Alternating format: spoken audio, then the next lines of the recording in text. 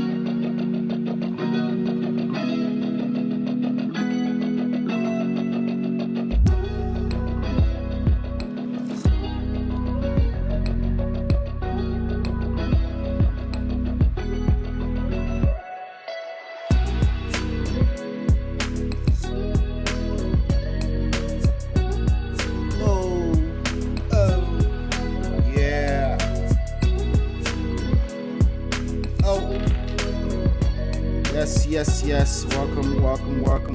Clayton, I see you, my brother. Oh, what's going on? We're live. Excuse me, we're live. I forgot to grab a bottle of water, but I think we're gonna be fine. Clayton, I see you, my brother. What's going on, everyone? Welcome. We're live. Let's just make sure that audio is good. It looks like audio is good. Let's just make sure. Awesome, awesome.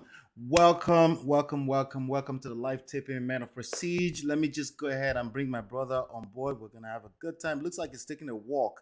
I'm not sure. Can you hear me?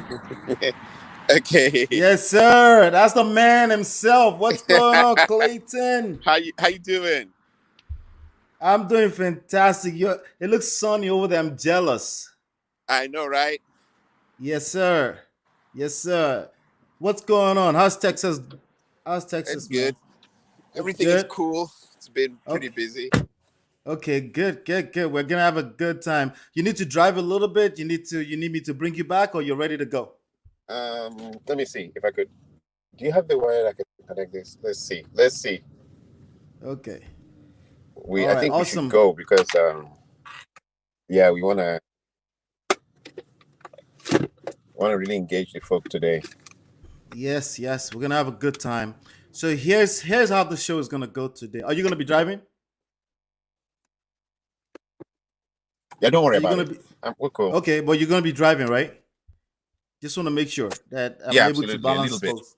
Okay, a little bit. Okay, all right. Just want to make sure but don't I'm able to carry the weight a little bit here. All right. So what's going on, guys? I have my friend here. We hang out quite a bit in the Alpha Male Mentality Club on Clubhouse, and I gave him an invite. He was gracious enough to come and hang out with me today. We're gonna have some conversation. His name is Clayton, right? So he had a viral video that went viral some I don't know how long ago was that, 2 3 4 years ago? About maybe 8 years ago or so, 7 8 years ago. That was 8 years ago. Wow. Yeah, 7 8 years ago, right. I think. Yeah. All right. So yeah. So I just stumbled into it maybe about 3 years ago. Funny enough, So but yeah, we're gonna play that video. And then that video is about 16 minutes, and then we're going to dissect that video. In addition to that, we're going to talk a little bit more about the viral story that's going on right now, which is Will Smith. He just bopped out. It's probably going to come right back up. But we're going to talk a little bit about Will Smith. I've got a little bit more questions. As you know, what I do is I try to bring questions. All right, you're back now, right? Yeah. All right, good. So I was saying that we're going to also talk about the whole Will Smith and Chris Rock. Actually, everybody turned it to Jada matter, but it's all good. We'll talk about it today as well, right? So we have that 16-minute video. I have about 11 questions on that 16-minute video ready for you that I want you to enlighten us. Maybe add some context to it, right? But the first thing I want to do, since you're still driving, how long are you going to be driving for? It's gonna be maybe 10, but don't worry, just talk. Let's talk. Okay. I want to play the video. I want to play the video. Take advantage of that to play the video, and then and then you and I will watch it. You're listening, and then everybody will have proper context on what we're talking about. It's basically Clayton versus the African women today. Are you ready? It's Clayton versus African women, but we're also going to talk about foundational Black American women. I want to know your take on that, but let's go ahead and play the video first. How's that? Okay. All right. Good. All right, here's the video. It's about 16 minutes. Just I want you all to watch, and then let's talk about it together. East African women from Ghana, they have no cultural identity, and I'm going to explain to you what I mean. You see, I work in an industry which is information technology. In information technology, there is one country that really stands out when you talk about information technology, and it's India. Indians, for some weird reason, I don't know how they got into that thing in the cultural context. Everybody maybe went in for IT. The whole country made a powerful reference to IT, just like China made a huge push into industrialization that deals with tools. The idea of having the tools to make a car or make a shoe, heavy industrialization that they can use to serve the world. India went into this heavy thing about information technology. In my 12 years of working in information technology, everywhere I go, it's loaded with Indians. If the information technology, for example, if a place has maybe 20,000 workers. I'm talking about a huge place in which maybe 10,000 of their workers are engineers, software engineers, computer engineers, so on and so forth. I can assure you that of the 10,000, 9,500 will be Indians. So what has been my exposure there? Indian women. They're the one, they're 4 feet, some of them little 4 feet, you know, things, small things that are making dream money. They came direct from their village into the system and they're making 180,000, 190,000, 200,000 dream money. But there's a strange thing I notice about them. As they come to work, they're wearing their native wear, that thing that they tie and hang on their neck with that dot here. Another strange thing I've noticed about them is you will never, ever, for all my years, I stayed in the United States, I was born here. In all my years of staying here, you'll never hear the Indian women dragging their men to the American court system for divorce. It is our women that use the American court system to destroy our men. They bring the court in to help them destroy the men. You will never hear Indian women doing that thing. You will never hear women from China taking Chinese men into the American court system to destroy them with divorce. You will never hear women from Korea dragging their men in huge numbers into the American court system to destroy them. But when it comes to African women, East Africa, Nigeria, Ghana, when it comes to African women, they just drag their men into the court system. One of the things that I've noticed in this system or in this problem is poverty. Bring these Indian women, they're making 150,000, 180,000. They don't drag their men into court. Plus, sometimes, like in most places, all the places I've ever worked in information technology, they'll have one car. Not that I'm supporting that behavior, but there's something strange on why I see them. They have one car. They wait for their husbands. Even if their husbands are working 2 hours overtime over their time, they'll wait. Some of them pregnant, waiting for their husbands. When it's finished, they go into the same car with their husband and drive home. I watch Indian women and women from so many other places. They're not crazy about the Louis Vuitton, Gucci, all the designers wears. They're not even interested. Indian women, I meet them. They've been here 15 years, 20 years. They still keep their accent. They still speak as if they're living in India. But when I meet our women, and our women, all that they have to do is just get to a level of where they're making 50,000, 60,000, 70,000 or 80,000 a year. I'm talking about small money. Small money. Immediately the marriage is in danger. And they change. They start bleaching. And they start talking, sure, yeah, sure. Yeah, I went, oh my God, I went to New York. And I'm like, even I who was born here, I don't speak like that. I look at others like the Chinese. They can't speak English very well. You know, and their women may be driving very expensive cars that belong to their husbands. And I look at the Indian women who don't speak English very well, and they're not interested in changing their accent or their undertone. And they wear their native dress, that thing, and everything to work. I look at Korean women. I look at other women. They have this sense of cultural identity. African women do not have a sense of cultural identity whatsoever. Little money, and the marriage is over. One thing I've discovered, a common trend, once the women make, they go, nurse, 80,000 is all they need to make. And suddenly your marriage is in danger. They want to call the shots. They want to be the ones that control everything. And if you don't like it like that, they'll bring in the American courts to destroy your life, destroy everything around you. They will insult you. And I'm like, 80,000 is all that it takes for someone to change. Or 70,000, because most of them, even the 80,000 is overtime. They've worked themselves Sunday, Saturday night, Sunday nights. They've worked themselves to death. That money that they make as overtime is what is now changing into something that they will destroy everything around them. You know, the part that I see also is that a lot of, and I remember whenever I make my videos, I refer to bitch-ass men. Bitch-ass men. It has come to a point where we really can't define marriages in the African context anymore in the United States, because the man is changing diapers. He's washing the plates. He's sweeping the floor. He's cooking. Most men now have to cook to keep their marriages intact. He's picking the kids and dropping them. Like in what, like I've seen the experiences. I don't need to go far. I don't want to go too, you know, but the woman is shouting at them, where's the child's belt? Where's the child's socks? Where's the child's everything? And the women go around telling everybody, we are partners. There's nothing like head of the household. We are partners. Okay. So the men are doing everything in the women's role and also doing everything in their role. And they also keep their jobs. And that is supposed to be the perfect. If you don't do like that, they'll call American court on you. this partner thing, I've seen people try it and it leads to disaster. Like he says, okay, so since I'm the one doing the laundry and washing the plates and cooking the food, can you help me change that bulb? No, that's a man's job. Okay, can you help me change the engine oil in the car? No, that's a man's job. Okay, can you help me paint the other? No, it's a man's job. The women are quick to tell you what's a man's job, but you must do your job and do their job now, and do their job and keep your job also in the society, and come back and still, even there's no respect, you are supposed to be submissive or the marriage ends on your head. And when you look into it, she started making $80,000. And I compare that with the Indian women who make 150,000, 160,000, 180,000. And don't forget, this is India, where they kill. I mean, a woman just saying no to the husband, they start the honor killings. The men are not romantical. They're hardcore. They're very, very, they're very, very hardcore.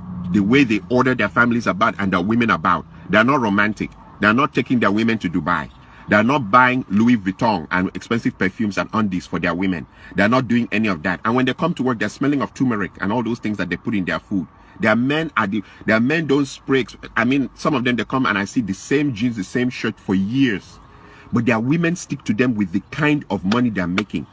Even the Hispanic women, I look at them, their men are poor. I mean, they all cross from the desert now into this town. They cross from desert, enter this town.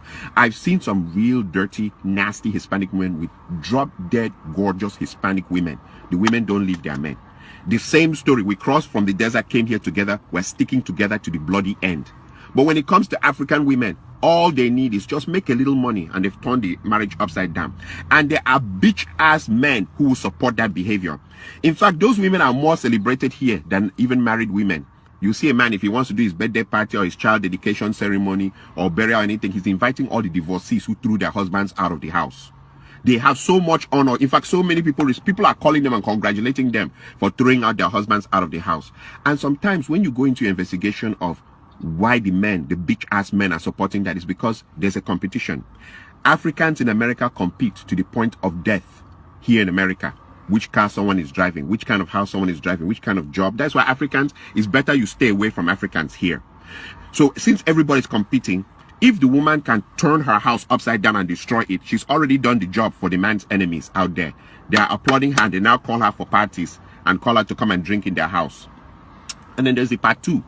When they throw their everything away, a clock starts ticking, a timing clock. Who is going to be the first guy to fuck her? Now that she's on her own, now that she's single, now that she's by herself. And it leads to a proverb from my area. There's this famous proverb from my area. They say that there's nothing as shameful as a big woman to uncover white hair for small boys to enter. White hair. Small boys will enter, come back with just how they slap that ass, how they shaked it up and how they run it around and stuff like that. And you'll be like, and in her mind, she's showing this attitude. She'll go onto her Facebook website and right there, I'm too blessed to be depressed. As they go lower, we go higher. Yep, we girls are flying higher. Hashtag liberated sisters. And then you wonder what's wrong with African women. Ghanaian community is the first community I've seen that fourth marriage, people fool. Fourth marriage. And if you put your ear to the ground, they're still blaming the men at the fourth marriage of the woman. She's married, the first one divorced, second one divorced, third one divorced, fourth marriage, they fool. They drink, they chop chicken, everything, and they're blaming. They're talking about how all the other three men, there's something wrong with them, that they were animals, that they were this and that. And you wonder, is it always the men that is the problem? Same with the East African women. They will divorce, 3 divorces, 4. Somehow the story will be twisted. It's always the men's fault. And she's marrying. She can marry up to 7 times. Nobody knows what's going on. I am saying this because too many men's lives have been destroyed because of people who think they are in America. This America thing. Okay, I normally ask this simple question. What if a man became very rich and he had a house in America and he had a house in Canada and he had a house in Germany and he had a house in Japan? He had houses all over the place. What happens there? Is it going to be that as you bring a Nigerian or a Ghanaian or an East African woman to your house in America, she acts American? Then when you cross her over to the house in Canada, she now acts like she's Canadian. And then when you cross her over to the house in Germany, she now acts like she's German. And then when you take her over to Japan, she now acts Japanese Hong Kong, Kung Fu, Japanese Kung Fu, Shinto-kan, you know. What is it like? Do African women have cultural identity? Do they have any cultural identity? Do they have any loyalty in them as human beings? Do they? Or they just moved by every wind of doctrine, every wind of thinking? And the hypocrisy, like I said, is now a lot of marriages, the men are the ones doing the women's roles, their roles, and keeping their jobs. All that to keep a man. And you see the men still coming, they come out with a big agbada and turn it and throw it up and stand and say, hey, I want to thank my wonderful wife. I don't want a marriage for the sake of what it looks like in the public. I want to be happy about it inside in my life. The show of that out there in the public, it looks good. But meanwhile, back home, I'm swallowing Percocet. I'm swallowing high blood pressure medicine. I'm swallowing all kinds of things to stay alive because I want to show people that I kept my marriage going. It's crap. It's bullshit. And that's for bitch ass men. I would rather live longer for my children than to stay in something that is horrific and try to keep it going. One side is always throwing the fishing bowl in the sky. One person is always trying to catch it. When does the other person become mature and stop? Oh, because they're making $80,000. Like I said, come and see the Indian women. 150. The husband is making 180. 200. The husband is making 190. People are making dream money. Indian community, I've never seen anything like that before. In IT, they own it. Google, Facebook, everywhere, they own it. And they're making killing money. Those guys hold cash, dream money, and their wives are not going crazy. You see their wives by their husbands all the time. The other final part I'll leave you with is I thank God for Trump. I thank God for Trump because Trump has defined what America truly is about. When you come to a situation where a man, he's speaking on behalf of millions of people, talking about how he sees things, how he understands things from these millions of people who voted him in, you will understand that for you to come to this country and destroy your life, you're the most stupid person on earth. Trump make it clear that if you're a minority, we don't count you among people. And these are the owners of the land talking about that. If you're a minority, we don't count you. And you see other minorities, like I said, the Indians, the Koreans, the Chinese, other minorities, it's like they intrinsically know this is not their land. So when they come here, they hold themselves. It's not something you need to break your family apart over. It's not something you need to go crazy about it. And you're 40 years old and you're now wearing mini and going back to the club. Nobody goes crazy except African women, Ghanaian, Nigerian, East African. They go crazy. They go crazy. And I'm glad Trump has told them it doesn't matter how you do. Sure. Oh, yeah. That we still don't count you as part of us. We don't. We know where you're from. And that it doesn't matter how much money you make here. It's because we let you stay here. And I'm glad that he has pointed it out and cleared it out and activated it so that when you now take your husband or take your wife into that system that doesn't regard you as something and destroy everything, I glorify God because some people have wisdom and some people do not. And I also thank God for that the bitch ass men who are rejoicing on how other men's demise, like they're rejoicing that other men were destroyed that way, you know, so that, you know, so because it has lowered the competition. Now I have won. I'm going up. He's coming down. That God will punish them. God will never. Since you can't rejoice in people doing well, but you're waiting for people to go down so that it can. If is that what you needed to be victorious, then you're fake. You're as fake as it gets. You needed his wife to turn on him so that you can win. That is why you're all everywhere. Divorced women are being celebrated as the best women in earth here in America. Everybody, call them for parties, call them everywhere, give them money, do everything, and sleep around with them, because that's the thing. You're all sleeping around with them. Nonsense.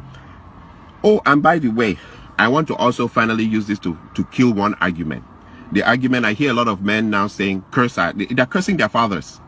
That our fathers who didn't sweep the floor, wash the plates, cook food, change the diapers, totally emasculated. I mean, men are totally emasculated. They're doing everything, doing the laundry. That our fathers who didn't do that were useless. We're better than them because we're doing our role, the women's role. We're Superman. We're doing the women's role, our role, keeping our jobs, taking care of the children. The children are now coming to ask us for the socks and their belts and where their sandals are, and they don't know where and they're coming to ask us to iron their clothes, and we iron our own clothes on top of that. We're doing everything.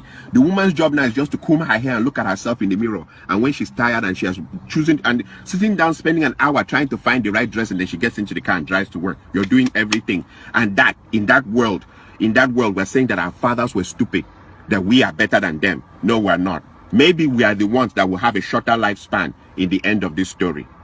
So you know what? I'll leave it at that. Like I said, I normally say very controversial things, and I speak for just a group of men, not all men though, because there's too many bitch ass men now, men who are not real. I know how the reaction will be here. You guys can come in and insult me and talk whatever you want to talk, but I've put my point down. African women have no cultural identity, and I think their background of poverty has made them that when they see small money, they lose control of themselves. Thank you. So let me just unmute you here. I think you're muted. Let's make sure. All right. Try to unmute yourself. Let me try that again. Try it again. You see the mute button? Okay, you're muted. You're muted. You can hear me, right? Okay, there you go. That's better. All right. You can hear me, right, Shay? I can hear you. Yeah, I can hear you now. I can hear you. Okay, all right. It's gonna be a struggle because it looks Can like you hear your me? internet.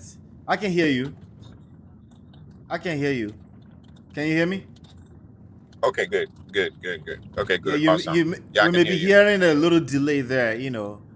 But yeah. Can you hear me Yeah. now? Are you in real time? Oh, very well, very well. All And right, great. I'll soon be approaching my destination, so we'll be good. All right, great. So you Yeah. already know what the reaction is going to be. You said at the end of that video. It's been 8 years. What has been the number one reaction in your opinion to this video? The number one reaction has been very, very wow. I said to myself that I was going to bring to your show is going to be one of the biggest shows because hopefully people could watch this show and know what happened to me. It's been very okay. Let me start it this way. I will start it by saying that when I created that video, I created it with a very sincere and innocent desire to start a conversation, right? Okay. So I wanted a conversation. I wanted us to talk about the problem. I was living in Arizona, Okay. and I saw a lot. I saw so many things, and I was seeing the African community being decimated by divorce, and the Wow. divorces were not Even in Arizona, I thought that was Texas because we know the Texas stories too. yeah. In Arizona, it was bad too. And then what I was seeing was a peculiar level of it wasn't. People weren't approaching the issue from a point of love. People were approaching the issue from a point of what I really talked about inside there, which was like let's speed up, like a catalyst kind of a thing. You see the problem brewing, and then you want to be like the catalyst. You want to speed up the process so that everything gets destroyed, and things like that. So it was very upsetting. I saw very good guys, in my opinion. I saw very good people getting destroyed. I mean, totally destroyed financially and otherwise because of the situation. And it wasn't about, and strange enough, most of the cases I saw was not about domestic violence per se. It Right. wasn't about domestic violence. It wasn't about the normal accusations that I made, the normal hot button topics. It was about something entirely different. Just a second. Can you do That's all right. pound? All Yeah, right. pound So again, let's do a quick recap 2548. here. We have Mr. Clayton here. Basically, There you go. we hang out and have Yeah, so my conversations. brothers, I was saying, sorry about that. Sorry Yeah, about that. that's So as I was that's all trying right. to, Yeah, that's yeah, all right. so Continue. so I was trying to say, I'm sorry about that. Mhm. Yeah, I've reached my destination. Okay. So as I was trying to say, what happened was that it was a lot of guys being decimated, a lot of men that I saw being decimated. And when I went into cyberspace, there was no discussion about the issue at all. There was no discussions about it. And so that is when I felt very bad. And I was like, okay, we have to have a discussion about the issue, and that Right. we need to start a discussion. So when I created it, it was really about us having a discussion, and rather what I got back in return was really violence. I got a lot of Violence. rejection. Yeah, I got a lot of violence. I got a lot of rejection. So the rejection was more People just rejected me. People saw me as, in fact, the African community was very unkind to me for Wow. making that video. They were very, very unkind, and it was really bad. And I suffered a lot of things just because I made that video. But originally, it wasn't. It was rather interpreted as an attack, and Mm, so since it was interpreted as attack, there was no reprieve for me. mm, Rather, it was more of he made this video, he's gone after the women, mm-hmm. and whatever is to happen to him should happen to him in good faith. Wow. So it was really not a good experience per se. Um, Now, the other side of my experience was that the video went viral. It went Right. very viral. Right. Right. It went viral. Millions of people saw the video. You It's still know, going viral. I mean, it it goes was viral. just featured on TVC just a few weeks ago, and that's when Yeah, I messaged and said, "Hey, we got to revisit this video because TVC Morayo and them picked it up again." yeah. They always pick up the video, but when they pick up the video, they create a panel that is very, very. The panel interprets me as being some kind of an enemy. The Right. panel doesn't have this classical idea or knowledge of knowing that when I created the video, I created it to create what's the right word A there? conversation. A conversation, Right. And so I've gone through this for a long time. It's been really painful, Oh wow. but um, I think now it is starting to be used for conversations. But I don't know if there's any positive outlook towards some of the points I made, the nuances that I pointed out in the Right. video. Like, okay, these are nuances I pointed out. These are the things I thought I observed. Right. Could we talk about it? Could we say something about it? Well, in a So 16-minute video, there's only so many nuances you can put into a 16 yeah, yeah, minute yeah. That's video. exactly, that's true. Right. So that is it. So to answer your first question, it wasn't really a good. I mean, for someone who never, I mean, there was never. I don't know if there was any other video like that before me making this video. I don't know if anybody had ever made an attempt to do exactly what I had done. I mean, 8 years ago, it wasn't as big as it is right now. I'll tell Yeah, yeah, you. yeah, I'll yeah. tell you I mean, right 8 years now. ago, it went viral in Houston. It went viral in the Mhm. United States. It went so Right. viral. But the problem was, it went very viral. Mm-hmm. And the problem in that situation was, I had this feeling all of a sudden that, oh my God, I'm the first one to do this. I'm Mm-hmm. the first one to ever make something. That is this, because this was way before Kevin Samuels or any of these Right. other guys. Right. And honestly, it was really, really bad. I mean, it was vicious. I went through a lot of attacks. I went through a lot of people went about digging my records, trying to Mm. find out, where I live, what I did, was Right. I married before? People tried to contact my ex. Mm. People went about contacting people and doing all kinds. It was really, really vicious. It was really vicious, to be honest. And Yeah. on hindsight, would I have done a video like that today? Maybe not. Maybe not. Right. Maybe not. It's like asking Will Smith, like, would you have punched that guy in the nose 2 Exactly. days ago? Right. Exactly. Would I have done a video Maybe like not. that? Right. Yeah, maybe not. I wouldn't have done a video like that today Right. because it came in as far as even affecting relationships I had. People um They will would see mal- that. people would maliciously send it to people I'm trying to date or people I'm trying to be Wow. with, and those people would dislink from me. People would maliciously send it all over the place, and people dislink from me. Wow. It was sent to my pastor. My pastor had a problem with it because, again, sometimes even like in the African church, there's a culture of silence. Yes. Absolutely. Yeah. So I had violated the culture of silence. I violated even in the African. I was surprised that even for African men, there is a culture of silence. So Yes. I had Of violated course. the African culture of silence. I became like this kind of nonsense. They would look Yes. at, So that was what happened. Just to answer that question, it was. I mean, everybody would come. I can imagine everybody will come at you and judge you, I was judged. I was heavily and not judged. even take the time to No, say nobody took the time to even. where's that coming from? What do you mean? What happened? Like, tell us a little bit more. Yeah. And nobody took the time to find out. Nobody took anything. So, because we have so many questions today for the show. So, but that's pretty much. Yes. Yeah, You have yeah. a No, picture of no. what happened. We're just gonna have a conversation, right? And Yes. I Yes. like it. I like to do it that way. You're going to be I'll say my first official guest. The first person was more so a co-host, and that was Kenneth, right? Yeah. Right. It Kenneth, was more yeah. so a co-host, and I wish he had a stronger internet connection like yours. So today I'm glad you're stable now, so that we can really, really have a solid conversation, right? Yes. Yes. My question is that it's very generally speaking, I know this for a fact. We don't stumble into this conversation without some type of either personal experience or somebody personally that hit a nerve. Not just because you're hearing stories. People just don't say, I mean, we hear stories all the time. We just don't pick up the phone and start recording. And I'll tell you a quick story. I went through something that's not really about marriage and relationship, but it was about relationship with a church that I used to attend.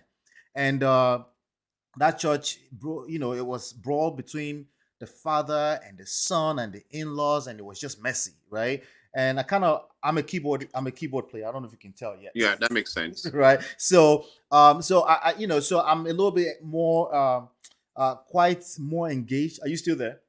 Yeah, I'm here. Okay, all right. I'm a little bit more quite a little bit more engaged there with the whole brawl than I would like, and I didn't really like that. So when everything, let me say your language in the end of the story, right? What happened was that I was completely pissed off, and I picked up my phone because majority of people that are connected with me on Facebook know these people. And I started to record, and I think I went on ranting just like the way you did for 20 minutes. I said a lot of stuff that I wouldn't want out there. At the end of 20 minutes, I found out I didn't press record. Right? The people I'm talking about right now, if they hear me, they will know exactly what I'm talking about, but that video doesn't exist. Right? And I didn't, right? And my wife was slightly a little bit involved because I'm involved, right? And my wife, when I told her what happened, she was like, "Thank God," because she would have normally stopped me from something like that. So I can understand when people would say, how come Jada didn't stop Will Smith?" I'm like, well, you have to kind of like have that kind of behavior normally before somebody would be trying to stop you. What we knew about Will Smith was somebody who is well poised, who is always on point, and nobody knew was gonna go slap somebody in the face going on that stage. Now, I don't even think the wife, because he's always been on point when it comes to PR, how he looks on the outside, and things like that, right? So, but I was so glad that I didn't press the record. So I can relate to a little bit what you're saying, that sometimes when you are going through something, you pick up, or somebody that went through something and hit a nerve, you can pick up the phone, record, thinking you're speaking, you're starting a conversation. But oh my God, the internet is a completely different type of beast. And you were talking about 8 years ago. Imagine if it was today, right? So, what was it with you? What was it with your personal story that made the story you were trying to tell, the conversation we are trying to tell? What was it that made it hit a nerve so much? Was it somebody that went through something, or was you that personally went through Well, something? it was a combination of both. Let's be honest on your show. Hopefully, this show people can watch it because I'm really concerned about your viewers. Okay. And I want to make your show one of the biggest shows ever. I hope people would be able to, even like the TVC, people would be able to see this show. If possible, the link can get to them. Mm-hmm. It was a combination of both. I will start by saying sometimes you really don't know people, what people have in their hearts and what they have in their minds and what they're thinking about. Mm-hmm. 8 years ago, 9 years ago, 10 years ago, I was a very naive guy. I was very, very, very naive. What I know today, Ola, and what you know today, which I think has inspired me in some ways because I've spoken with you and I found you to be very, very well grounded on the life itself. Right. I think there's an African Thank you, man. proverb where they say the true wisdom that keeps you alive is very rare. I think they say that, so they're trying to talk about So the wisdom that keeps you alive is what I encountered when I talked with you. Mm-hmm. However, the truth of the matter is I was very naive.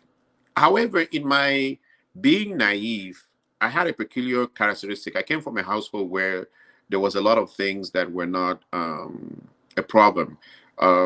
Being good to your wife wasn't a problem. So I was the kind of guy that would clean, I would wash, I would Right. sweep, I would do the laundry. I did everything.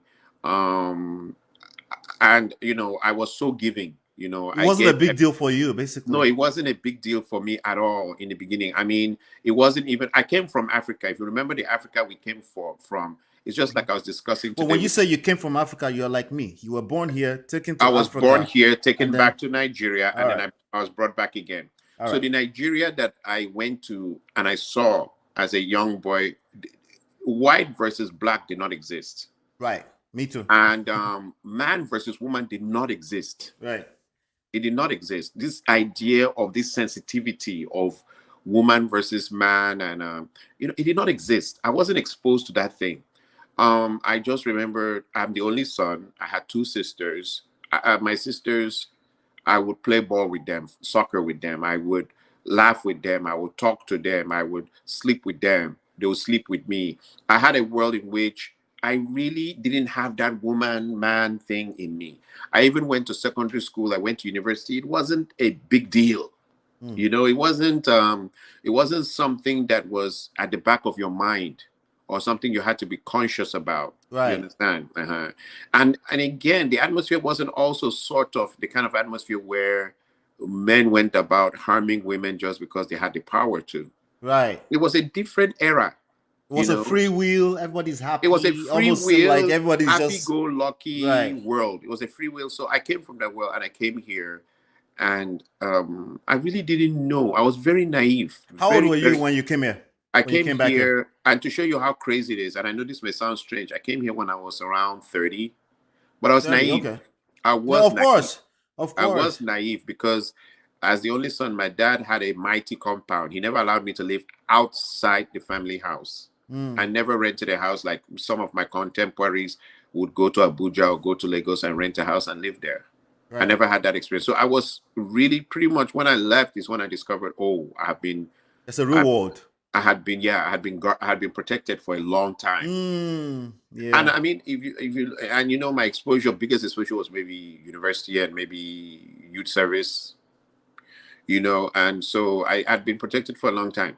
So, but when I came here is when I discovered all these things. And even when I discovered it, it wasn't something in the back of my mind. It wasn't So something. when you say you discover all this thing, can you elaborate a little bit I on will what thing say is? that the first person to expose me to it was my ex, really, to be Okay. honest. When you say it, what did she expose you to? What She is exposed it? me to this idea of um and it's a very powerful thing. She exposed me to she just looks out for herself. Okay. Right. I see. I served a purpose. Right.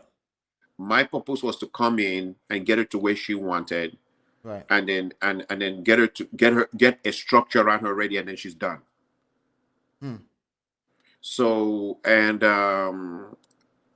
it's incredibly interesting that nowadays I see so many people like her. Yeah. Then I had never experienced it, but now I see so many people like that who are like, you're just here to serve a purpose, Yes. and it's about me. And once you've served that purpose, we're done. And I discovered that the challenge of men at that point was how do you live in that world and then slowly change the perception, slowly change this paradigm, and Yeah. change it till this person wakes up one day and turns and looks at you and says, you know what, maybe I was wrong. Maybe I should just see you as someone that is a long-term thing that will not end. Like, I'm just wrong. Because if you Yeah. look at it now, pretty much it's more about you serve my purpose or there's a divorce. You serve my purpose, you do exactly what I want, or there's a divorce. And so as of that time, I really didn't understand it. And so I couldn't understand a lot of things. For example, kind of some of the kind of things me and you have discussed about. I came from a world where everything was reciprocal, Right. or Right. very, very So reciprocal. so so you had expectations I had of what expectations, and then you felt like it was, so from your perspective as a man, you were looking forward to more of a, I think they call it symbiotic relationship. yeah. And then I discovered that that wasn't what this person wanted. And then I looked at also based on expectations, and I experienced one other thing that was very strange and very, very scary. There are people who can easily read your expectations, and I don't know whether it has anything to do with past trauma or what Right. happened to them in the past or whatever. They just decide that I will not meet your expectations, Right. and that your job is to spend your life to prove to me that you love me, even though I've consciously, refused to meet your expectations. So you felt like this person came basically to your ward, eat up what they want to eat up, Yeah, and because if you discard look, you, yeah, and yeah. Yeah. Yeah. Because if you look at it, they didn't have their papers when I met them, and I came Mm. into this country. I didn't know anything about the myth of the paper thing. Yeah, because you were born here. You're like me. You're naive. You don't Yeah. know I was how naive. I powerful didn't know what you anything about have the is in paper that blue thing. passport. I didn't know anything about getting American citizenship. I didn't know anything about paper. I didn't know anything about how the divorce system works. I didn't Mm. know a lot of things. I had no idea. Yeah. Now, that is my side of the story. The other side is I saw several people who were really good people We're good getting people, right? burnt. Yeah. Good people, in my opinion, where when I laid my ears to the ground, it wasn't really domestic violence. Mm-hmm. No, It no, it's was usually not that, by the way. It's yeah. usually It not that. wasn't Yeah. domestic violence. When I laid my ears to the ground, it wasn't domestic violence, Mm-hmm. nor was it what's the other accusation I normally hear? Nor was it rape. It wasn't Right. domestic violence, it wasn't rape. It was more You of say like say grip because of the YouTube algorithm grip. you say? You say grip. Use the G before it. Grip. Okay, grip. Yeah. Because of the algorithms. Yeah, Yeah, yeah, okay. So it wasn't about that, but rather it was about like I'm standing my ground. And then at some point it came to the point where it led to the person being emasculated. It was like I'm just standing my ground, and then yeah, the person is forced out. The yeah, person has to walk away. If the person really is extremely peculiar or particular about their ego and their pride and everything, then they have to walk away. right, They have right, to walk away. right. So, but if you're not peculiar about or particular about those things, then you stay. Mm-hmm. You know. So I saw a lot of guys who, at some point, they wanted to hold on to what they thought was their pride or their ego Their or marriage, their basically. and that just ended the marriage because the other person is Yeah. really out to sink that, to bring it down. Mm. And then sometimes I now saw that it was really more of, I think in my journey in life, I started asking myself, what really is love, though? Mm. What really is love? I think I did go into a point where I was frustrated. I did go into a point where I was like, I don't really understand what love Do is. you I think you thought might love, have gone to depression at some point? I don't think it was depression. It was more of a, like, it was more of like a crash. Depression is different. Mine was more of a crash, like an intellectual crashing of that. I thought I knew what love You thought is. you knew. You thought you I knew. thought I knew, and that now I'm not really sure because I'm seeing a group being told you have to give, you just have to give, and another Yes. group says based on how much we receive, we will decide if you're worthy enough to even for us to even give. Yes. Uh-huh. Yes. Okay, so I Yes. saw one side that it is just imperative that you must give, and the other side stands to judge if you've Yes. given enough, and that if Yes. you've not, and based on their judgments, then they will now decide: do you deserve your respect? Do you deserve to receive? Do you deserve anything at all? And Right. I felt that was very different from what I saw in Africa. Yeah. That was very, very different from what I've experienced. It's different from what you observed in It's Africa, different from what I've because you observed. were not married in Africa. You were not. You were just a young person that were, like you said Yeah, yourself, yeah, you yeah, were yeah, being protected. So you were yeah. also probably being protected from a lot of things you didn't see, because our fathers sometimes will, they come out in a certain way. They don't always reveal everything that they're going through as Exactly, well, right? exactly. So Yeah. I woke up and I felt that I've what I've seen or what I've experienced was, I mean, at some point it was horrific to me. You thought it was all lies. It's like the red pill conversation, right? Everything you thought you knew was a lie. Was a lie. That happened to me. It was a Oh crash. man. Yeah, it was a crash. The only way I can relate with you is because I've gone through similar stuff. You feel me? Right? It's because I've gone through similar. That's the only way I can relate with you, right? Um, I also see a lot of people in the space. When we call the space, I'm kind of like intercepted with what they call the manosphere. I generally I'm not really too keen on what I'm seeing, what the manosphere represents today, because people don't do the work to go through proper healing. They just start yarning all over the internet, and then like kind of like what you went through. You did that video 8 years ago, and you now realize that that video did not give me the power or the conversation I'm looking for. Instead, it worked against me. Precisely within the context, the ecosystem that we live in, because it is what it is. the reality is that it's an ecosystem. It's true. That's true. And you have to deal with these people, so you better know how to Yes. communicate with them in a way that they won't destroy you, because they will Exactly. destroy Exactly. you. Exactly. The internet will absolutely destroy you. They will dig That's up true. stuff from That's 6, true. 7 years ago and destroy you, you know. But I also feel like the power of the internet has limitation. There's a few concepts and secrets that I will continue to share here on Man of Prestige, right? It's not gonna be one day, right? But this is all power moves. I keep telling people it's power moves and learning relationships and power moves. That's it. You can apply it in marriage. You can apply it in any kind of relation. You can apply it in man-to-man relationship, because men are more so in their emotions more than ever before, right? More than ever before. I would say that I wouldn't say our parents did a bad job. They lived in their own lives, different generation, and we're responsible for our own lives. They gave That's us a right. little bit, and we're supposed to build on top of it. We don't Yeah. get to turn around and blame them for living Yeah. their own lives, just like they don't get Yeah. to turn around and blame us for having us, right? Every Yeah. individual to each his own. So yes, that was a fantastic background that will give us. Let me just extract the lessons really quickly. I need to extract the lessons as we move, right? If you're going to pick up the video and record, I told you a story. You told us your story. This video went viral. As a matter of fact, I would share this with Morayo on Instagram. She follows my wife and I on Instagram, so that maybe they can make it turn into some kind of bigger discussion. The truth is that men's right is a real thing. I just think men are going about it the wrong way.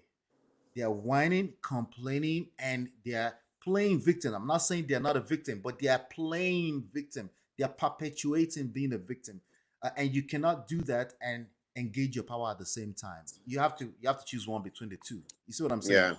So, Yeah. and I think that's the ongoing conversation. While we don't want to become a doormat for any group of people, including women, we also don't want to disengage from our power. Because if your power is given to you, it's not really power. Power is taken. Power is taken. So that's something that we need to keep paying attention. So when I pick up this, like what we're saying right now, somebody can take any word I say and take it completely out of context, right? But I'm okay with it. I have zero expectations to anybody that stopped by for 1 second and want to leave. Like they can turn around and take my clip and do whatever they want with it. I have zero expectation, and it's easier said than done. There's a certain level of work you have to do on yourself to completely disengage from how people feel about you. We all care about how people feel about us, all of us. You know, to more extent that we would like to admit. Sometimes we say I don't care, but actually that tells me that you care. Because if you didn't care, you wouldn't need to say it. You wouldn't know that something is happening. But we all do care to a certain extent. But we need to disengage from. It's a striking balance that we always need to maintain. While we care, we also don't want to care. We want to also be aware that hey, I can't be seeking validation, you know. So that's the lesson there. So there's nothing wrong with starting the conversation, but it's always best to ask open-ended questions. Open-ended questions. Is it me, or it seems like there's a lot of men that are going into the divorce court and coming out with nothing? Their life is being destroyed. Let's have this conversation. I will start that conversation that way. I will ask maybe 3 further more questions, and then I will engage the answers. This is what I think, but what do you think? Right? Like that. Now, if you're trying to go viral like Kevin Samuels, you absolutely don't want to do that. What you want to do is you want to be absolutely divisive. You want to be extreme. Hey, babe. You want to be extreme. You want to be divisive. You want to be what they call completely there's a word I'm looking for in marketing, right? You have to be I'm trying to remember the word, right? But the bottom line is that you have to have extreme ideology, extreme opinion, completely skewed to either the left or the right. You can't be in the middle like myself. You know how they accuse me AMM all the time, right? I'm not popular there because I speak from both sides of the mouth, right? Yeah. But I'm okay with that. That's my purpose. But if I really want to go viral, I just have to say, fuck all y'all niggas. You're bitching. If I say that a few more times, they will like me. And I do that every now and then strategically. I do it here, right? Just to get their attention, right? Yeah. And that's how life works. That's how you get people's attention. But once you Mm-hmm. start talking from both sides of your mouth, you're trying to balance, you're trying to be understanding. You probably will get more out of the conversation in terms of actual purpose, but it will take longer. It's a lot of patience that's involved. But if you come the way you came in that video, you see why it went viral. It was extremely, it's like extreme opinion, like extreme opinions that you had in those videos uh, that a lot of men have, that a lot of men have never had really had a chance to speak out, right? Because again, as soon as they start talking about it, they get shut down because it's not really allowed in this society for men to talk that way, right? But we're going to have this conversation no matter how long it's going to take us because it's not healthy for men to not feel whole. It's not healthy. No matter how we try to shape it, we can shape it into is masculine because I do that sometimes. Like it's masculine to be a little bit more quiet. Well, it's not exactly masculine to die too early. So we're looking for a balance there. A lot of patience. I think it's masculine to be patient, to learn how to leverage time. Sometimes at strategic points, just like I do in AMM, you have to come in and pull them by their balls with gloves, right? And drag them because we need Yeah. that as men. We need to be strong. Regard, we can't be all be in our emotions when we're expressing ourselves too, because they get dry. If we still want relationship with them, they get dry from that standpoint, and they just won't be able. They won't know why. They just can't. The sexual polarity goes away from that, because then we're competing with them. My second question for you, right? Indian women, Korean women, um, Chinese women versus African women, right? You had a lot to say in that video about them. Do you? I'm guessing you don't have specific numbers. It was basically because of your personal experience at that time. Correct me if I'm wrong.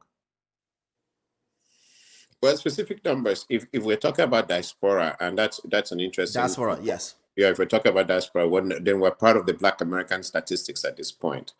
And if it is true that we're part of the American statistics, then it means that 85% of the marriages failing now in the African community in diaspora, the divorces are being initiated by the women themselves. That's what it Right, means. Yeah. And right, if that is the case, then it means the women themselves are breaking their own marriages. 85%. On what right, issues, pretty much, and that would now break down into different variables as the case may be. When I went into the idea of the Chinese women, the Korean women, and all these women, Indian women, as right, the case may be, I started to look into. I think I was trying to look into the idea of nationality and the nationalistic aspect of how they see other parts of the world. I think that for us Africans, one of the greatest damages we've had is colonialism. Bless So you. yeah, being under colonial rule Oh, has let me made us talk. to Let me. feel. This is not an 8 years flashback video anymore. We're I think that presidents being now. under I think that being under colonial rule has made us to feel that we have a friend in the West. Mm, I wouldn't want to say that the West are our enemies either, though.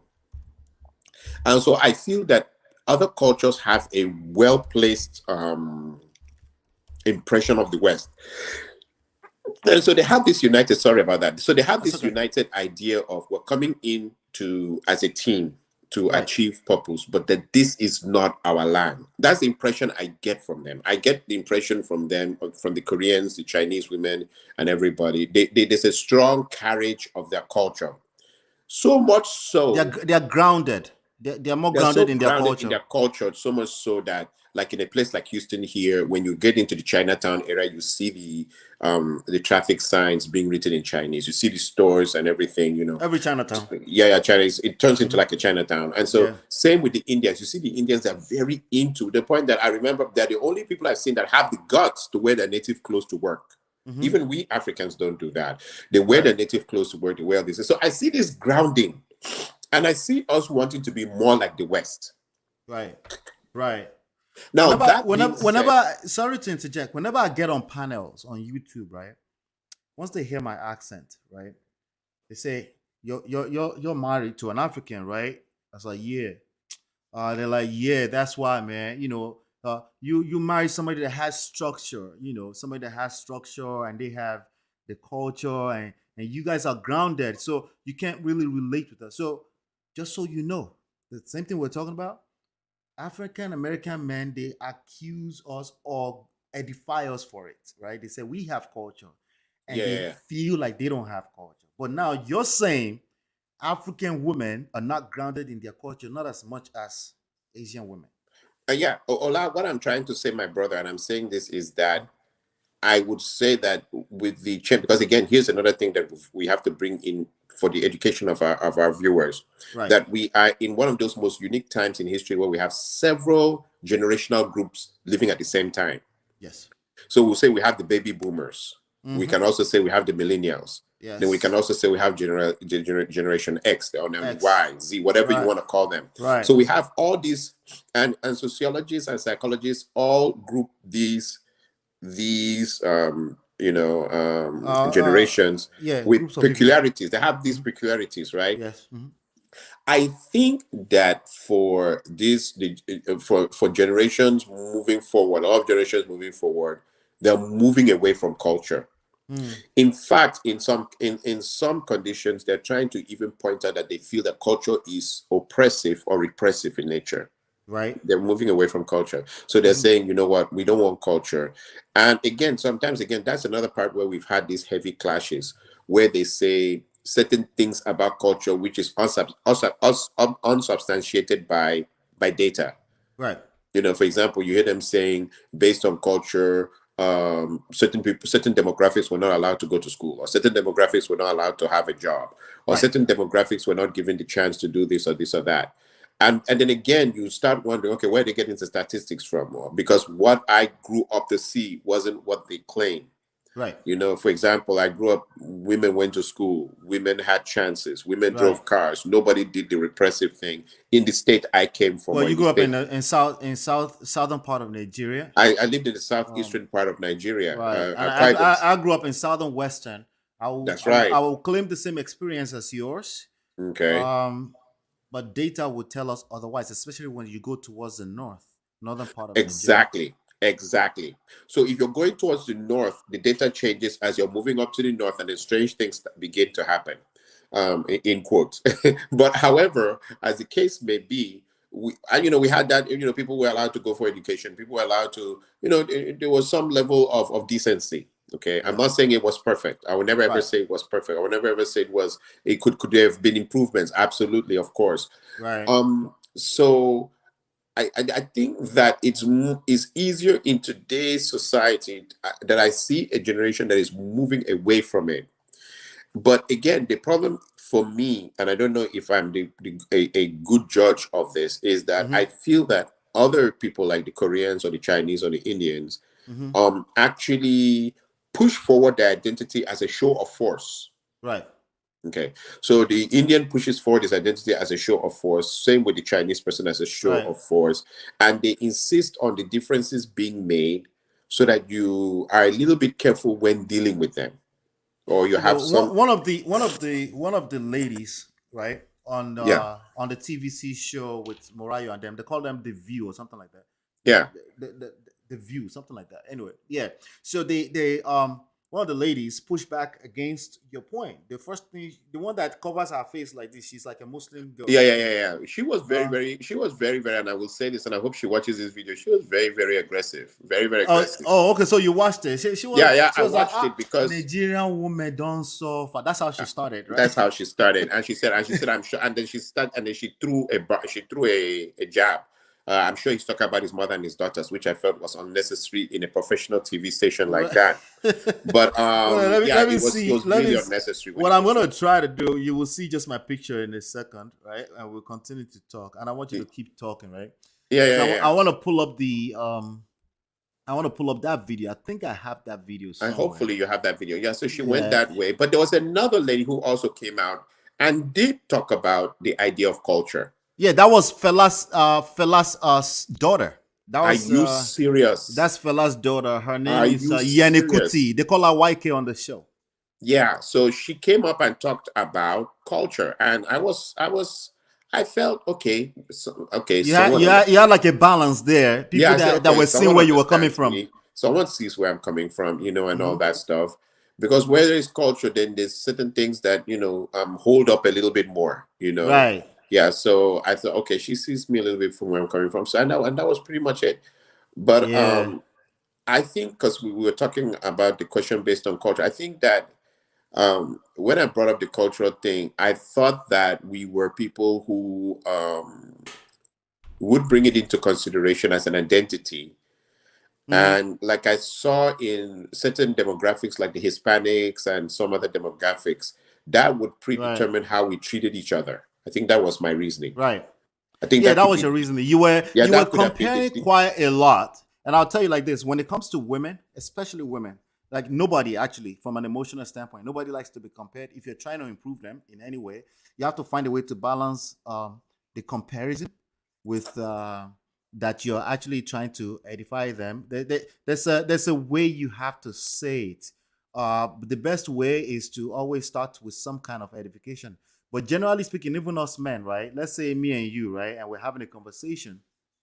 Once you compare me to another man to tell me that what I'm doing is that I'm full of shit, I would disconnect from you trying to improve me. I yeah. would, yeah, I would just get busy trying to defend myself, and then we'll fight. That's Yeah, basically yeah, what yeah, would yeah. happen. That's human beings in general, and especially women, Yeah, yeah, yeah, yeah, yeah. like, whatever you're trying to say, they will completely disconnect from it. They won't be able to relate with you because they're not listening anymore. They're not listening with their emotions now.